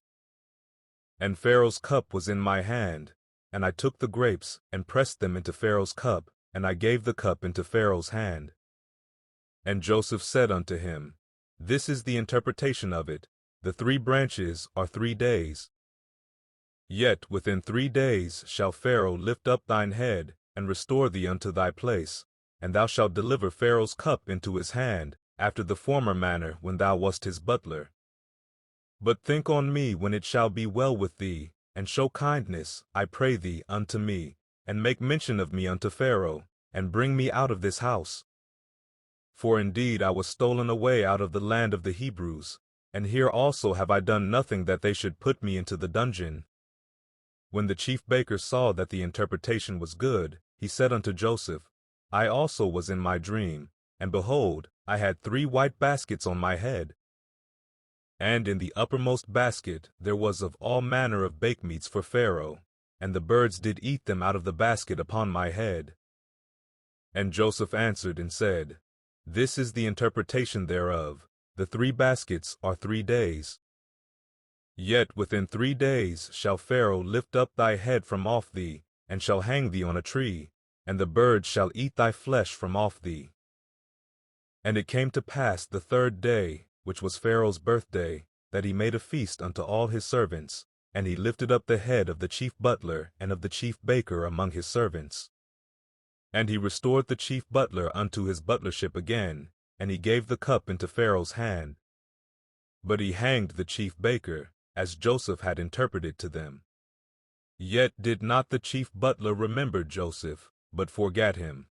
Genesis, chapter 41. And it came to pass at the end of 2 full years, that Pharaoh dreamed, and behold, he stood by the river. And behold, there came up out of the river 7 well-favored kine and fat-fleshed, and they fed in a meadow. And behold, 7 other kine came up after them out of the river, ill-favored and lean-fleshed, and stood by the other kine upon the brink of the river. And the ill-favored and lean-fleshed kine did eat up the 7 well-favored and fat kine. So Pharaoh awoke, and he slept and dreamed the 2nd time. And behold, 7 ears of corn came up upon one stalk, rank and good. And behold, 7 thin ears and blasted with the east wind sprung up after them. And the 7 thin ears devoured the 7 rank and full ears. And Pharaoh awoke, and behold, it was a dream. And it came to pass in the morning that his spirit was troubled, and he sent and called for all the magicians of Egypt, and all the wise men thereof.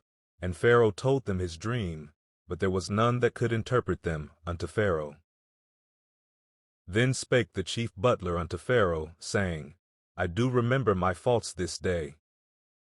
Pharaoh was wroth with his servants, and put me in ward in the captain of the guard's house, both me and the chief baker.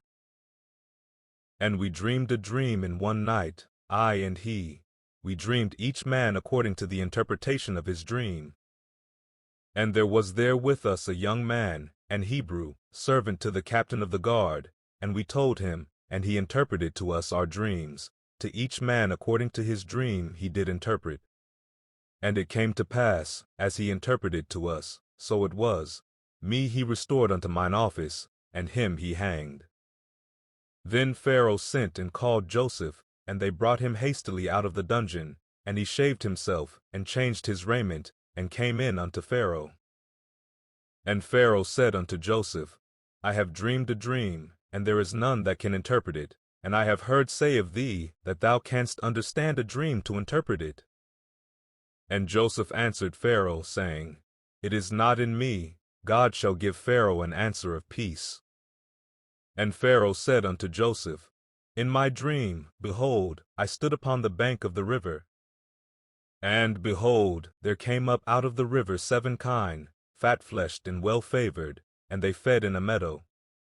And, behold, 7 other kine came up after them, poor and very ill-favored and lean-fleshed, such as I never saw in all the land of Egypt for badness. And the lean and the ill-favored kine did eat up the first 7 fat kine. And when they had eaten them up, it could not be known that they had eaten them, but they were still ill-favored, as at the beginning. So I awoke, and I saw in my dream, and, behold, 7 ears came up in one stalk, full and good. And, behold, 7 ears, withered, thin, and blasted with the east wind, sprung up after them. And the thin ears devoured the 7 good ears, and I told this unto the magicians, but there was none that could declare it to me. And Joseph said unto Pharaoh, The dream of Pharaoh is one. God hath showed Pharaoh what he is about to do. The 7 good kine are 7 years, and the 7 good ears are 7 years. The dream is one. And the 7 thin and ill-favored kine that came up after them are 7 years, and the 7 empty ears blasted with the east wind shall be 7 years of famine. This is the thing which I have spoken unto Pharaoh. What God is about to do he showeth unto Pharaoh. Behold, there come 7 years of great plenty throughout all the land of Egypt. And there shall arise after them 7 years of famine, and all the plenty shall be forgotten in the land of Egypt, and the famine shall consume the land. And the plenty shall not be known in the land by reason of that famine following, for it shall be very grievous. And for that the dream was doubled unto Pharaoh twice, it is because the thing is established by God, and God will shortly bring it to pass. Now therefore let Pharaoh look out a man discreet and wise, and set him over the land of Egypt. Let Pharaoh do this, and let him appoint officers over the land, and take up the 5th part of the land of Egypt in the 7 plenteous years. And let them gather all the food of those good years that come, and lay up corn under the hand of Pharaoh, and let them keep food in the cities. And that food shall be for store to the land against the 7 years of famine, which shall be in the land of Egypt, that the land perish not through the famine. And the thing was good in the eyes of Pharaoh, and in the eyes of all his servants. And Pharaoh said unto his servants, Can we find such a one as this is, a man in whom the Spirit of God is? And Pharaoh said unto Joseph, Forasmuch as God hath showed thee all this, there is none so discreet and wise as thou art. Thou shalt be over my house, and according unto thy word shall all my people be ruled. Only in the throne will I be greater than thou. And Pharaoh said unto Joseph, See, I have set thee over all the land of Egypt. And Pharaoh took off his ring from his hand, and put it upon Joseph's hand, and arrayed him in vestures of fine linen, and put a gold chain about his neck. And he made him to ride in the 2nd chariot which he had, and they cried before him, Bow the knee, and he made him ruler over all the land of Egypt. And Pharaoh said unto Joseph, I am Pharaoh, and without thee shall no man lift up his hand or foot in all the land of Egypt. And Pharaoh called Joseph's name Zaphnath-Paneah, and he gave him to wife Asenath, the daughter of Potiphera, priest of On. And Joseph went out over all the land of Egypt. And Joseph was 30 years old when he stood before Pharaoh, king of Egypt. And Joseph went out from the presence of Pharaoh, and went throughout all the land of Egypt. And in the 7 plenteous years the earth brought forth by handfuls. And he gathered up all the food of the 7 years, which were in the land of Egypt, and laid up the food in the cities. The food of the field, which was round about every city, laid he up in the same. And Joseph gathered corn as the sand of the sea, very much, until he left numbering, for it was without number. And unto Joseph were born 2 sons before the years of famine came, which Asenath, the daughter of Potiphar, a priest of On, bare unto him. And Joseph called the name of the firstborn Manasseh, for God, said he, hath made me forget all my toil and all my father's house. And the name of the second called he Ephraim, for God hath caused me to be fruitful in the land of my affliction. And the 7 years of plenteousness that was in the land of Egypt were ended. And the 7 years of dearth began to come, according as Joseph had said, and the dearth was in all lands, but in all the land of Egypt there was bread. And when all the land of Egypt was famished, the people cried to Pharaoh for bread, and Pharaoh said unto all the Egyptians, Go unto Joseph, what he saith to you, do. And the famine was over all the face of the earth, and Joseph opened all the storehouses, and sold unto the Egyptians, and the famine waxed sore in the land of Egypt. And all countries came into Egypt to Joseph for to buy corn, because that the famine was so sore in all lands. Genesis, chapter 42. Now when Jacob saw that there was corn in Egypt, Jacob said unto his sons, Why do ye look one upon another? And he said, Behold, I have heard that there is corn in Egypt. Get you down thither, and buy for us from thence, that we may live and not die. And Joseph's 10 brethren went down to buy corn in Egypt. But Benjamin, Joseph's brother, Jacob sent not with his brethren, for he said, Lest peradventure mischief befall him. And the sons of Israel came to buy corn among those that came, for the famine was in the land of Canaan. And Joseph was the governor over the land, and he it was that sold to all the people of the land. And Joseph's brethren came, and bowed down themselves before him with their faces to the earth. And Joseph saw his brethren, and he knew them, but made himself strange unto them, and spake roughly unto them. And he said unto them, Whence come ye? And they said, From the land of Canaan to buy food. And Joseph knew his brethren, but they knew not him.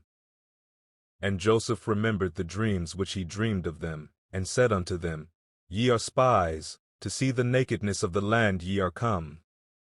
And they said unto him, Nay, my lord, but to buy food are thy servants come.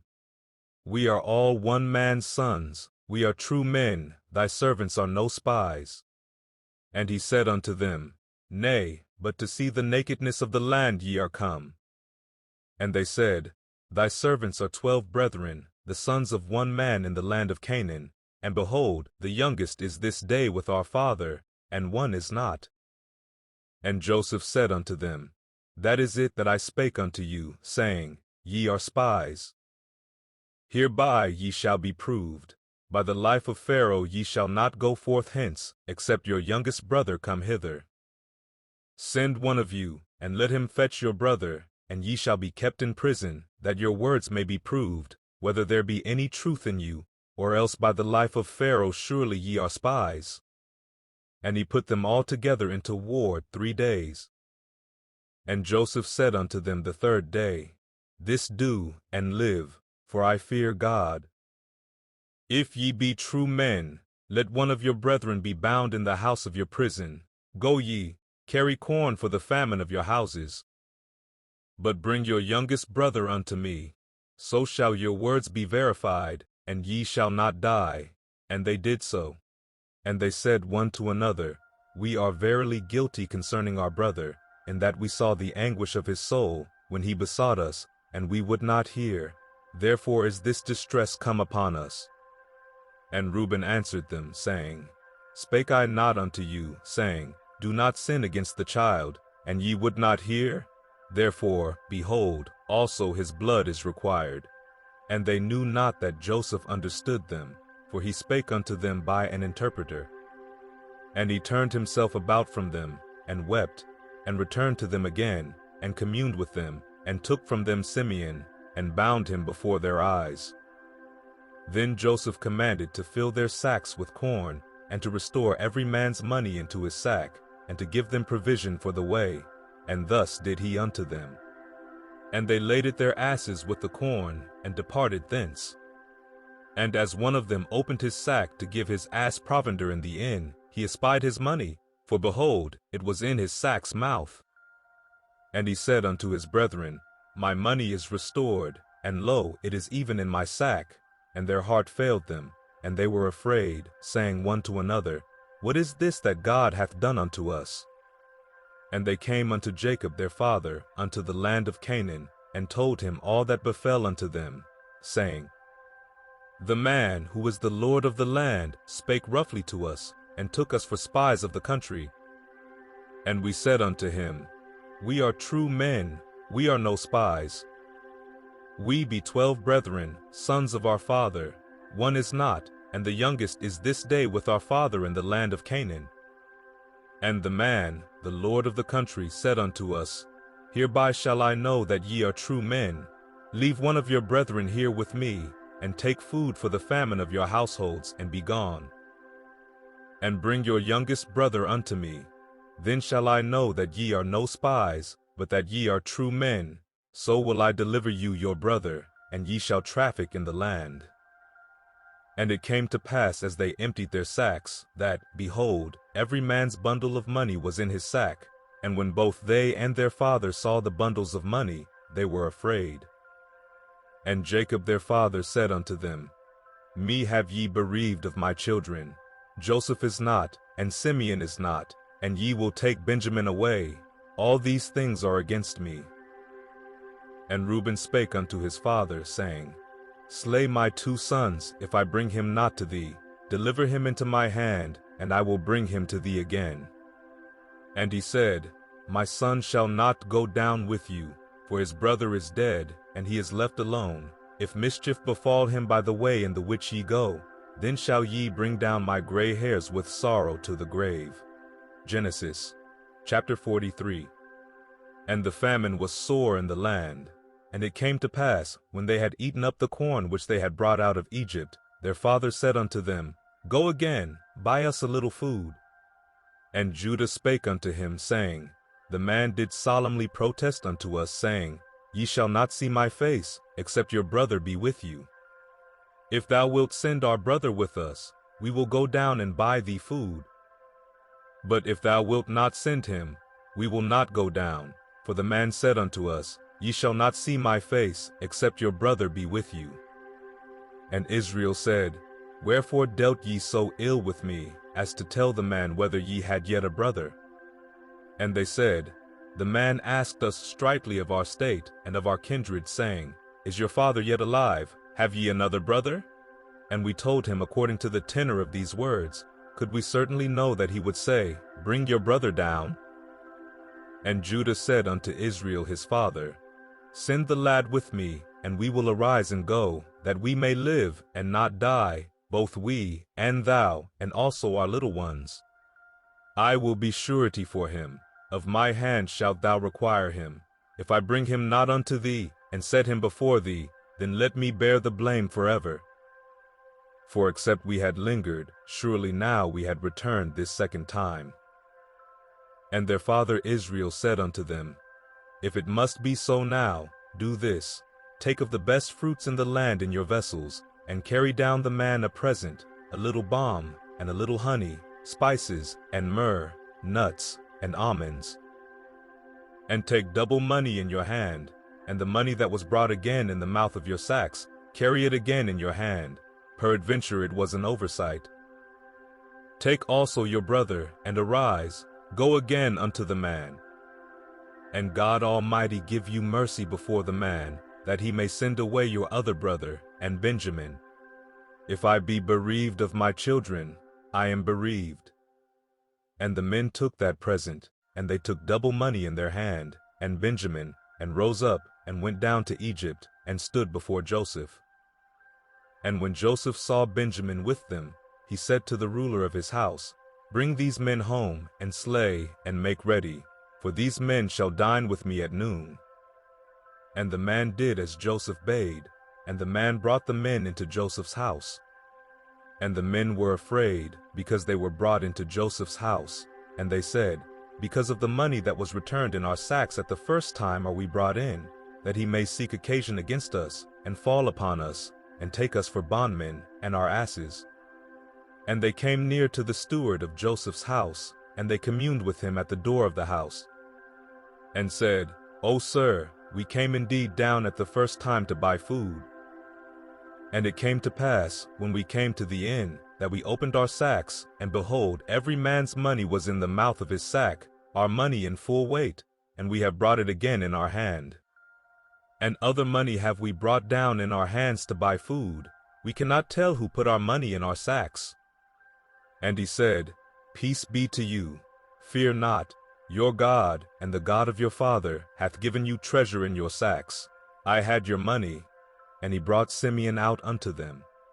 And the man brought the men into Joseph's house, and gave them water, and they washed their feet, and he gave their asses provender. And they made ready the present against Joseph came at noon, for they heard that they should eat bread there. And when Joseph came home, they brought him the present which was in their hand into the house, and bowed themselves to him to the earth. And he asked them of their welfare, and said, Is your father well, the old man of whom ye spake? Is he yet alive? And they answered, Thy servant our father is in good health, he is yet alive. And they bowed down their heads and made obeisance. And he lifted up his eyes and saw his brother Benjamin, his mother's son, and said, Is this your younger brother, of whom ye spake unto me? And he said, God be gracious unto thee, my son. And Joseph made haste, for his bowels did yearn upon his brother, and he sought where to weep, and he entered into his chamber, and wept there. And he washed his face, and went out, and refrained himself, and said, Set on bread. And they set on for him by himself, and for them by themselves, and for the Egyptians which did eat with him by themselves, because the Egyptians might not eat bread with the Hebrews, for that is an abomination unto the Egyptians. And they sat before him, the firstborn according to his birthright, and the youngest according to his youth, and the men marveled one at another. And he took and sent messes unto them from before him, but Benjamin's mess was 5 times so much as any of theirs. And they drank, and were merry with him. Genesis, chapter 44.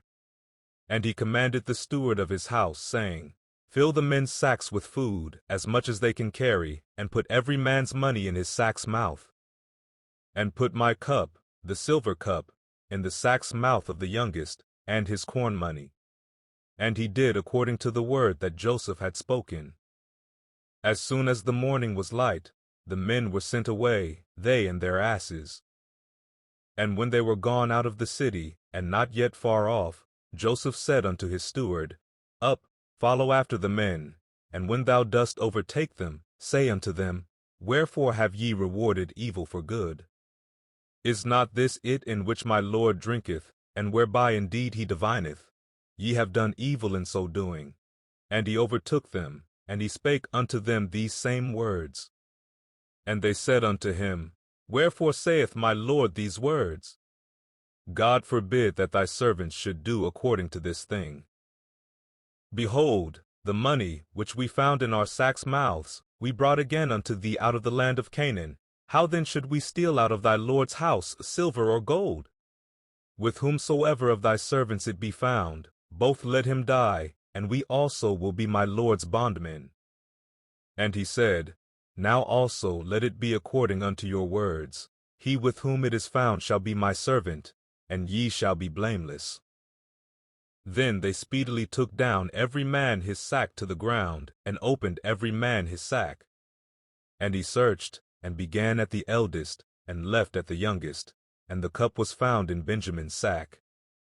Then they rent their clothes, and laded every man his ass, and returned to the city. And Judah and his brethren came to Joseph's house, for he was yet there, and they fell before him on the ground. And Joseph said unto them, What deed is this that ye have done? Wot ye not that such a man as I can certainly divine? And Judah said, What shall we say unto my Lord? What shall we speak? Or how shall we clear ourselves? God hath found out the iniquity of thy servants. Behold, we are my Lord's servants, both we, and he also with whom the cup is found.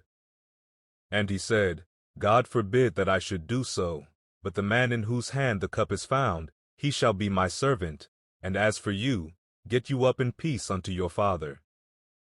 Then Judah came near unto him, and said, O my lord, let thy servant, I pray thee, speak a word in my lord's ears, and let not thine anger burn against thy servant, for thou art even as Pharaoh. My lord asked his servants, saying, Have ye a father, or a brother? And we said unto my lord, We have a father, an old man, and a child of his old age, a little one, and his brother is dead, and he alone is left of his mother, and his father loveth him. And thou saidst unto thy servants, Bring him down unto me, that I may set mine eyes upon him. And we said unto my lord, The lad cannot leave his father, for if he should leave his father would die.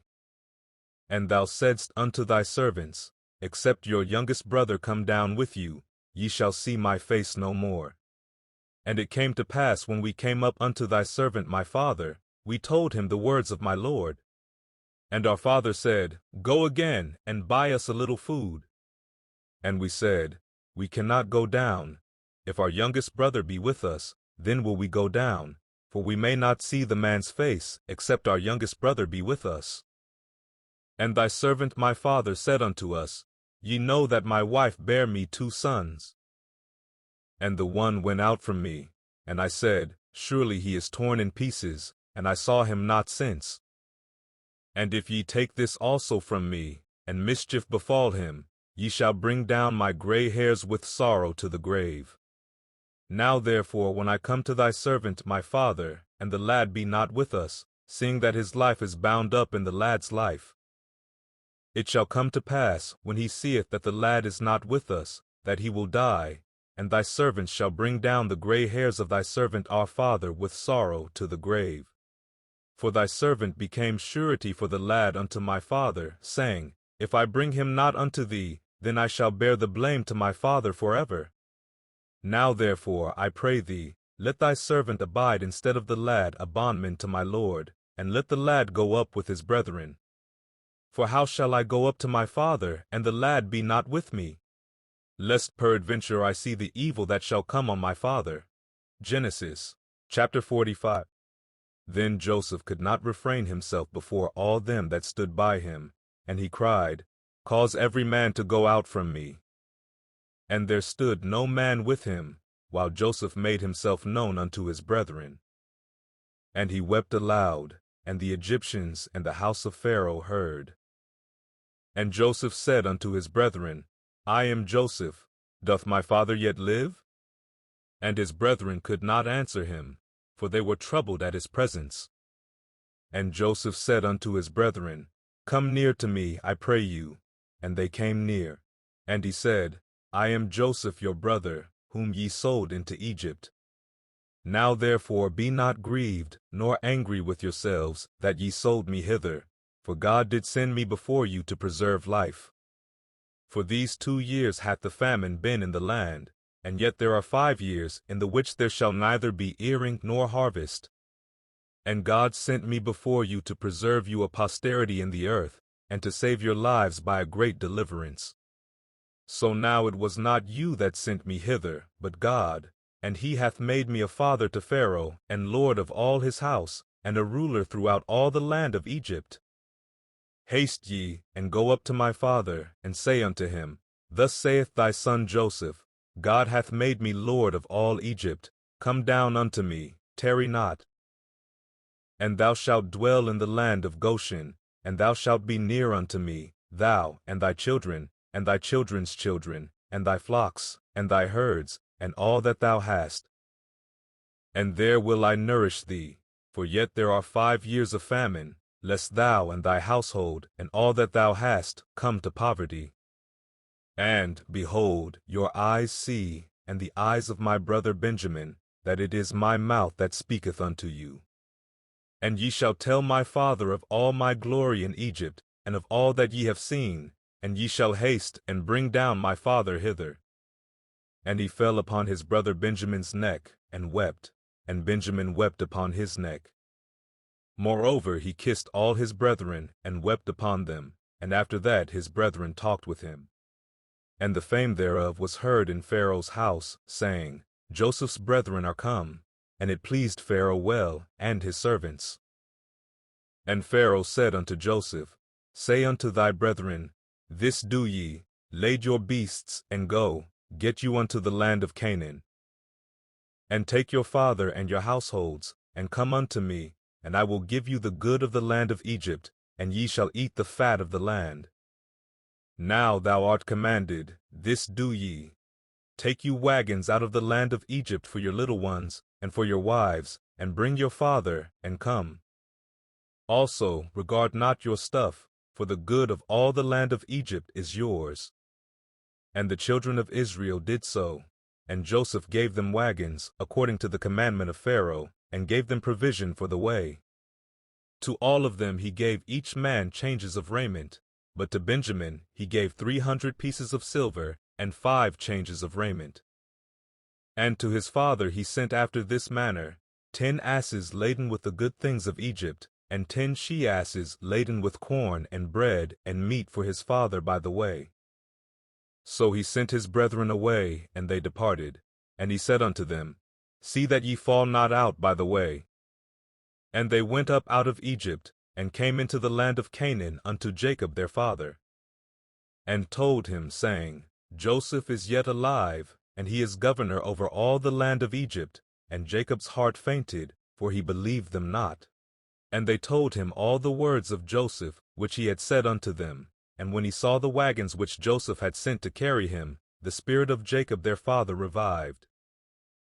And Israel said, It is enough. Joseph my son is yet alive. I will go and see him before I die. Genesis, chapter 46. And Israel took his journey with all that he had, and came to Beersheba, and offered sacrifices unto the God of his father Isaac. And God spake unto Israel in the visions of the night, and said, Jacob, Jacob. And he said, Here am I. And he said, I am God, the God of thy father. Fear not to go down into Egypt, for I will there make of thee a great nation. I will go down with thee into Egypt, and I will also surely bring thee up again, and Joseph shall put his hand upon thine eyes. And Jacob rose up from Beersheba, and the sons of Israel carried Jacob their father, and their little ones, and their wives, in the wagons which Pharaoh had sent to carry him. And they took their cattle, and their goods, which they had gotten in the land of Canaan, and came into Egypt, Jacob, and all his seed with him. His sons, and his sons' sons with him, his daughters, and his sons' daughters, and all his seed brought he with him into Egypt. And these are the names of the children of Israel, which came into Egypt, Jacob and his sons, Reuben, Jacob's firstborn. And the sons of Reuben, Hanok, and Phalah, and Hezron, and Carmi. And the sons of Simeon, Jemuel, and Jaman, and Ohad, and Jachin, and Zohar, and Shaul the son of a Canaanitish woman. And the sons of Levi, Gershon, Kohath, and Merari. And the sons of Judah, and Onan, and Shelah, and Pharez, and Zerah. But and Onan died in the land of Canaan. And the sons of Pharez were Hezron and Hamul. And the sons of Issachar, Tola, and Phuvah, and Job, and Shimron. And the sons of Zebulun, Serech, and Elon, and Jaleel. These be the sons of Leah, which she bare unto Jacob in Paddan Aram, with his daughter Dinah. All the souls of his sons and his daughters were 33. And the sons of Gad, Ziphion, and Haggi, Shunai, and Esbin, Eri, and Arodi, and Areli. And the sons of Asher, Jimnah, and Ishua, and Iswi, and Beriah, and Sarah their sister. And the sons of Beriah, Heber, and Malchiel. These are the sons of Zilpah, whom Laban gave to Leah his daughter, and these she bare unto Jacob, even 16 souls. The sons of Rachel Jacob's wife, Joseph, and Benjamin. And unto Joseph in the land of Egypt were born Manasseh and Ephraim, which Asenath the daughter of Potiphar, priest of On, bare unto him. And the sons of Benjamin were Bela, and Becher, and Ashbel, Jerah, and Naaman, and Rush, Muppim, and Huppim, and Ard. These are the sons of Rachel, which were born to Jacob. All the souls were 14. And the sons of Dan, Hushim. And the sons of Naphtali, Jeziel, and Guni, and Jezer, and Shillem. These are the sons of Bilhah, which Laban gave unto Rachel his daughter, and she bare these unto Jacob. All the souls were 7.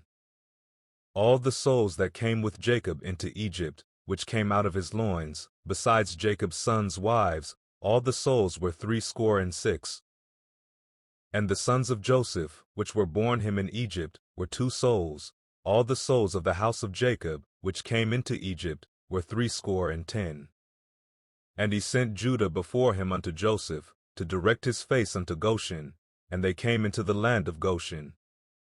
And Joseph made ready his chariot, and went up to meet Israel his father, to Goshen, and presented himself unto him, and he fell on his neck, and wept on his neck a good while. And Israel said unto Joseph, Now let me die, since I have seen thy face, because thou art yet alive. And Joseph said unto his brethren, and unto his father's house, I will go up, and show Pharaoh, and say unto him, My brethren, and my father's house, which were in the land of Canaan, are come unto me. And the men are shepherds, for their trade hath been to feed cattle, and they have brought their flocks, and their herds, and all that they have. And it shall come to pass, when Pharaoh shall call you, and shall say, What is your occupation? That ye shall say, Thy servant's trade hath been about cattle from our youth even until now, both we, and also our fathers, that ye may dwell in the land of Goshen, for every shepherd is an abomination unto the Egyptians. Genesis, chapter 47. Then Joseph came and told Pharaoh, and said, My father and my brethren, and their flocks, and their herds, and all that they have, are come out of the land of Canaan, and behold, they are in the land of Goshen. And he took some of his brethren, even 5 men, and presented them unto Pharaoh. And Pharaoh said unto his brethren, What is your occupation? And they said unto Pharaoh, Thy servants are shepherds, both we, and also our fathers. They said moreover unto Pharaoh, For to sojourn in the land are we come, for thy servants have no pasture for their flocks, for the famine is sore in the land of Canaan. Now therefore, we pray thee, let thy servants dwell in the land of Goshen. And Pharaoh spake unto Joseph, saying, Thy father and thy brethren are come unto thee. The land of Egypt is before thee. In the best of the land make thy father and brethren to dwell. In the land of Goshen let them dwell. And if thou knowest any men of activity among them, then make them rulers over my cattle. And Joseph brought in Jacob his father, and set him before Pharaoh. And Jacob blessed Pharaoh. And Pharaoh said unto Jacob, How old art thou? And Jacob said unto Pharaoh, The days of the years of my pilgrimage are 130 years. Few and evil have the days of the years of my life been, and have not attained unto the days of the years of the life of my fathers in the days of their pilgrimage. And Jacob blessed Pharaoh, and went out from before Pharaoh. And Joseph placed his father and his brethren, and gave them a possession in the land of Egypt, in the best of the land, in the land of Ramesses, as Pharaoh had commanded. And Joseph nourished his father, and his brethren, and all his father's household, with bread, according to their families. And there was no bread in all the land, for the famine was very sore, so that the land of Egypt and all the land of Canaan fainted by reason of the famine. And Joseph gathered up all the money that was found in the land of Egypt, and in the land of Canaan, for the corn which they bought, and Joseph brought the money into Pharaoh's house. And when money failed in the land of Egypt, and in the land of Canaan, all the Egyptians came unto Joseph, and said, Give us bread, for why should we die in thy presence? For the money faileth. And Joseph said, Give your cattle, and I will give you for your cattle, if money fail. And they brought their cattle unto Joseph, and Joseph gave them bread in exchange for horses, and for the flocks, and for the cattle of the herds, and for the asses, and he fed them with bread for all their cattle for that year. When that year was ended, they came unto him the second year, and said unto him, We will not hide it from my lord, how that our money is spent. My lord also hath our herds of cattle. There is not aught left in the sight of my lord, but our bodies and our lands. Wherefore shall we die before thine eyes, both we and our land? Buy us and our land for bread, and we and our land will be servants unto Pharaoh. And give us seed, that we may live, and not die, that the land be not desolate. And Joseph bought all the land of Egypt for Pharaoh, for the Egyptians sold every man his field, because the famine prevailed over them, so the land became Pharaoh's. And as for the people, he removed them to cities from one end of the borders of Egypt even to the other end thereof. Only the land of the priests bought he not, for the priests had a portion assigned them of Pharaoh, and did eat their portion which Pharaoh gave them, wherefore they sold not their lands. Then Joseph said unto the people, Behold, I have bought you this day and your land for Pharaoh. Lo, here is seed for you, and ye shall sow the land. And it shall come to pass in the increase, that ye shall give the 5th part unto Pharaoh, and 4 parts shall be your own, for seed of the field, and for your food, and for them of your households, and for food for your little ones. And they said, Thou hast saved our lives. Let us find grace in the sight of my lord, and we will be Pharaoh's servants. And Joseph made it a law over the land of Egypt unto this day, that Pharaoh should have the 5th part, except the land of the priests only, which became not Pharaoh's. And Israel dwelt in the land of Egypt, in the country of Goshen, and they had possessions therein, and grew, and multiplied exceedingly. And Jacob lived in the land of Egypt 17 years, so the whole age of Jacob was 147 years. And the time drew nigh that Israel must die, and he called his son Joseph, and said unto him, If now I have found grace in thy sight, put, I pray thee, thy hand under my thigh, and deal kindly and truly with me. Bury me not, I pray thee, in Egypt. But I will lie with my fathers, and thou shalt carry me out of Egypt, and bury me in their burying place. And he said, I will do as thou hast said. And he said, Swear unto me. And he swore unto him, and Israel bowed himself upon the bed's head. Genesis, chapter 48. And it came to pass after these things, that one told Joseph, Behold, thy father is sick. And he took with him his 2 sons, Manasseh and Ephraim. And one told Jacob, and said, Behold, thy son Joseph cometh unto thee. And Israel strengthened himself, and sat upon the bed. And Jacob said unto Joseph, God Almighty appeared unto me at Luz in the land of Canaan, and blessed me. And said unto me, Behold, I will make thee fruitful, and multiply thee, and I will make of thee a multitude of people, and will give this land to thy seed after thee for an everlasting possession. And now thy 2 sons, Ephraim and Manasseh, which were born unto thee in the land of Egypt before I came unto thee into Egypt, are mine. As Reuben and Simeon, they shall be mine. And thy issue, which thou begettest after them, shall be thine, and shall be called after the name of their brethren in their inheritance. And as for me, when I came from Paddan, Rachel died by me in the land of Canaan in the way, when yet there was but a little way to come unto Ephrat. And I buried her there in the way of Ephrat, the same is Bethlehem. And Israel beheld Joseph's sons, and said, Who are these? And Joseph said unto his father, They are my sons, whom God hath given me in this place. And he said, Bring them, I pray thee, unto me, and I will bless them. Now the eyes of Israel were dim for age, so that he could not see. And he brought them near unto him, and he kissed them, and embraced them. And Israel said unto Joseph, I had not thought to see thy face, and lo, God hath showed me also thy seed. And Joseph brought them out from between his knees, and he bowed himself with his face to the earth. And Joseph took them both, Ephraim in his right hand toward Israel's left hand, and Manasseh in his left hand toward Israel's right hand, and brought them near unto him. And Israel stretched out his right hand, and laid it upon Ephraim's head, who was the younger, and his left hand upon Manasseh's head, guiding his hands wittingly, for Manasseh was the firstborn. And he blessed Joseph, and said, God, before whom my fathers Abraham and Isaac did walk, the God which fed me all my life long unto this day, the angel which redeemed me from all evil, bless the lads, and let my name be named on them, and the name of my fathers Abraham and Isaac, and let them grow into a multitude in the midst of the earth. And when Joseph saw that his father laid his right hand upon the head of Ephraim, it displeased him, and he held up his father's hand to remove it from Ephraim's head unto Manasseh's head.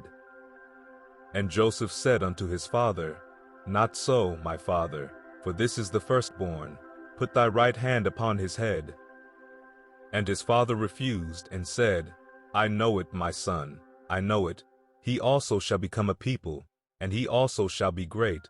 But truly his younger brother shall be greater than he, and his seed shall become a multitude of nations. And he blessed them that day, saying, In thee shall Israel bless, saying, God make thee as Ephraim and as Manasseh. And he set Ephraim before Manasseh. And Israel said unto Joseph, Behold, I die, but God shall be with you, and bring you again unto the land of your fathers. Moreover, I have given to thee one portion above thy brethren, which I took out of the hand of the Amorite with my sword and with my bow. Genesis, chapter 49. And Jacob called unto his sons and said, Gather yourselves together, that I may tell you that which shall befall you in the last days. Gather yourselves together, and hear, ye sons of Jacob, and hearken unto Israel your father. Reuben, thou art my firstborn, my might, and the beginning of my strength, the excellency of dignity, and the excellency of power. Unstable as water, thou shalt not excel. Because thou wentest up to thy father's bed, then defiledst thou it. He went up to my couch. Simeon and Levi are brethren. Instruments of cruelty are in their habitations. O my soul, come not thou into their secret. Unto their assembly, mine honor, be not thou united. For in their anger they slew a man, and in their self-will they digged down a wall. Cursed be their anger, for it was fierce, and their wrath, for it was cruel. I will divide them in Jacob, and scatter them in Israel. Judah, thou art he whom thy brethren shall praise. Thy hand shall be in the neck of thine enemies. Thy father's children shall bow down before thee. Judah is a lion's whelp. From the prey, my son, thou art gone up. He stooped down, he couched as a lion, and as an old lion. Who shall rouse him up? The scepter shall not depart from Judah, nor a lawgiver from between his feet, until Shiloh come, and unto him shall the gathering of the people be. Binding his foal unto the vine, and his ass's colt unto the choice vine, he washed his garments in wine, and his clothes in the blood of grapes. His eyes shall be red with wine, and his teeth white with milk. Zebulun shall dwell at the haven of the sea, and he shall be for an haven of ships, and his border shall be unto Zidon. Issachar is a strong ass couching down between two burdens. And he saw that rest was good, and the land that it was pleasant, and bowed his shoulder to bear, and became a servant unto tribute. Dan shall judge his people, as one of the tribes of Israel. Dan shall be a serpent by the way, an adder in the path, that biteth the horse heels, so that his rider shall fall backward. I have waited for thy salvation, O Lord. Gad, a troop shall overcome him, but he shall overcome at the last. Out of Asher his bread shall be fat, and he shall yield royal dainties. Naphtali is a hind let loose, he giveth goodly words. Joseph is a fruitful bough, even a fruitful bough by a well, whose branches run over the wall. The archers have sorely grieved him, and shot at him, and hated him. But his bow abode in strength, and the arms of his hands were made strong by the hands of the mighty God of Jacob. From thence is the shepherd, the stone of Israel, even by the God of thy father, who shall help thee, and by the Almighty, who shall bless thee with blessings of heaven above, blessings of the deep that lieth under, blessings of the breasts and of the womb.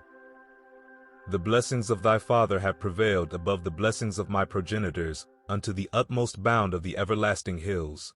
They shall be on the head of Joseph, and on the crown of the head of him that was separate from his brethren. Benjamin shall raven as a wolf. In the morning he shall devour the prey, and at night he shall divide the spoil. All these are the 12 tribes of Israel, and this is it that their father spake unto them, and blessed them. Every one according to his blessing he blessed them. And he charged them, and said unto them, I am to be gathered unto my people.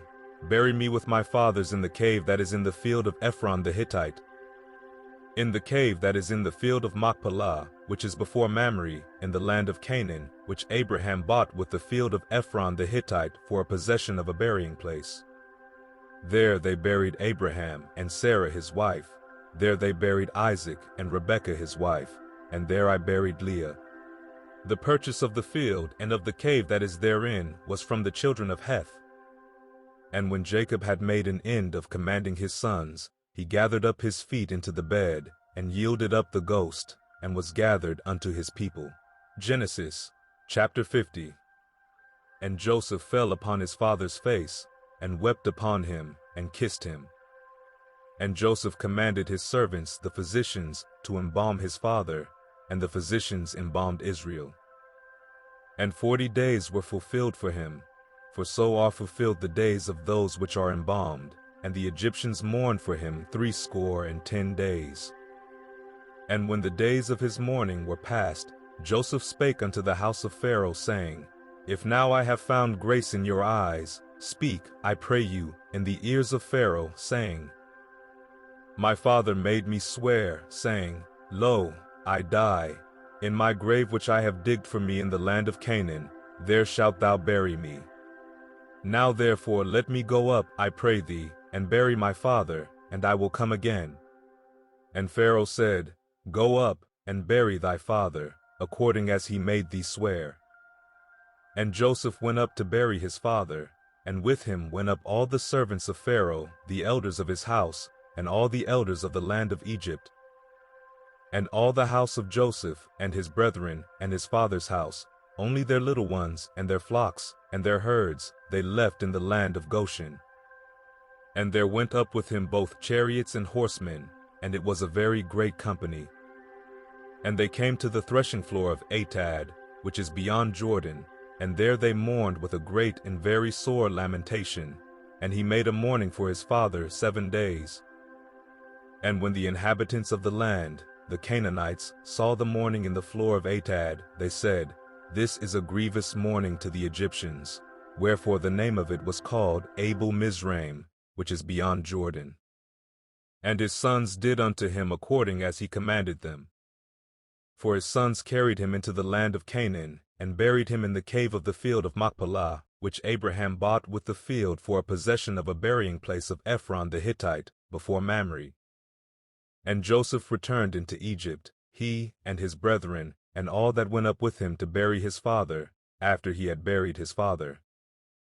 And when Joseph's brethren saw that their father was dead, they said, Joseph will peradventure hate us, and will certainly requite us all the evil which we did unto him.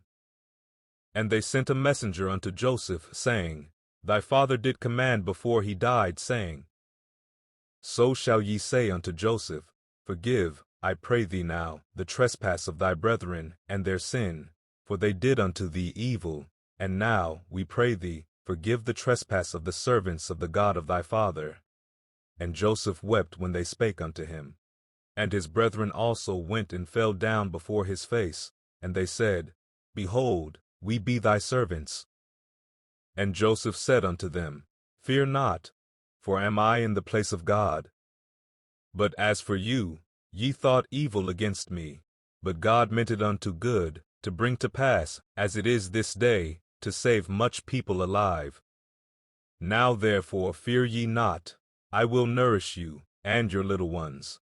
And he comforted them, and spake kindly unto them. And Joseph dwelt in Egypt, he and his father's house, and Joseph lived 110 years. And Joseph saw Ephraim's children of the third generation.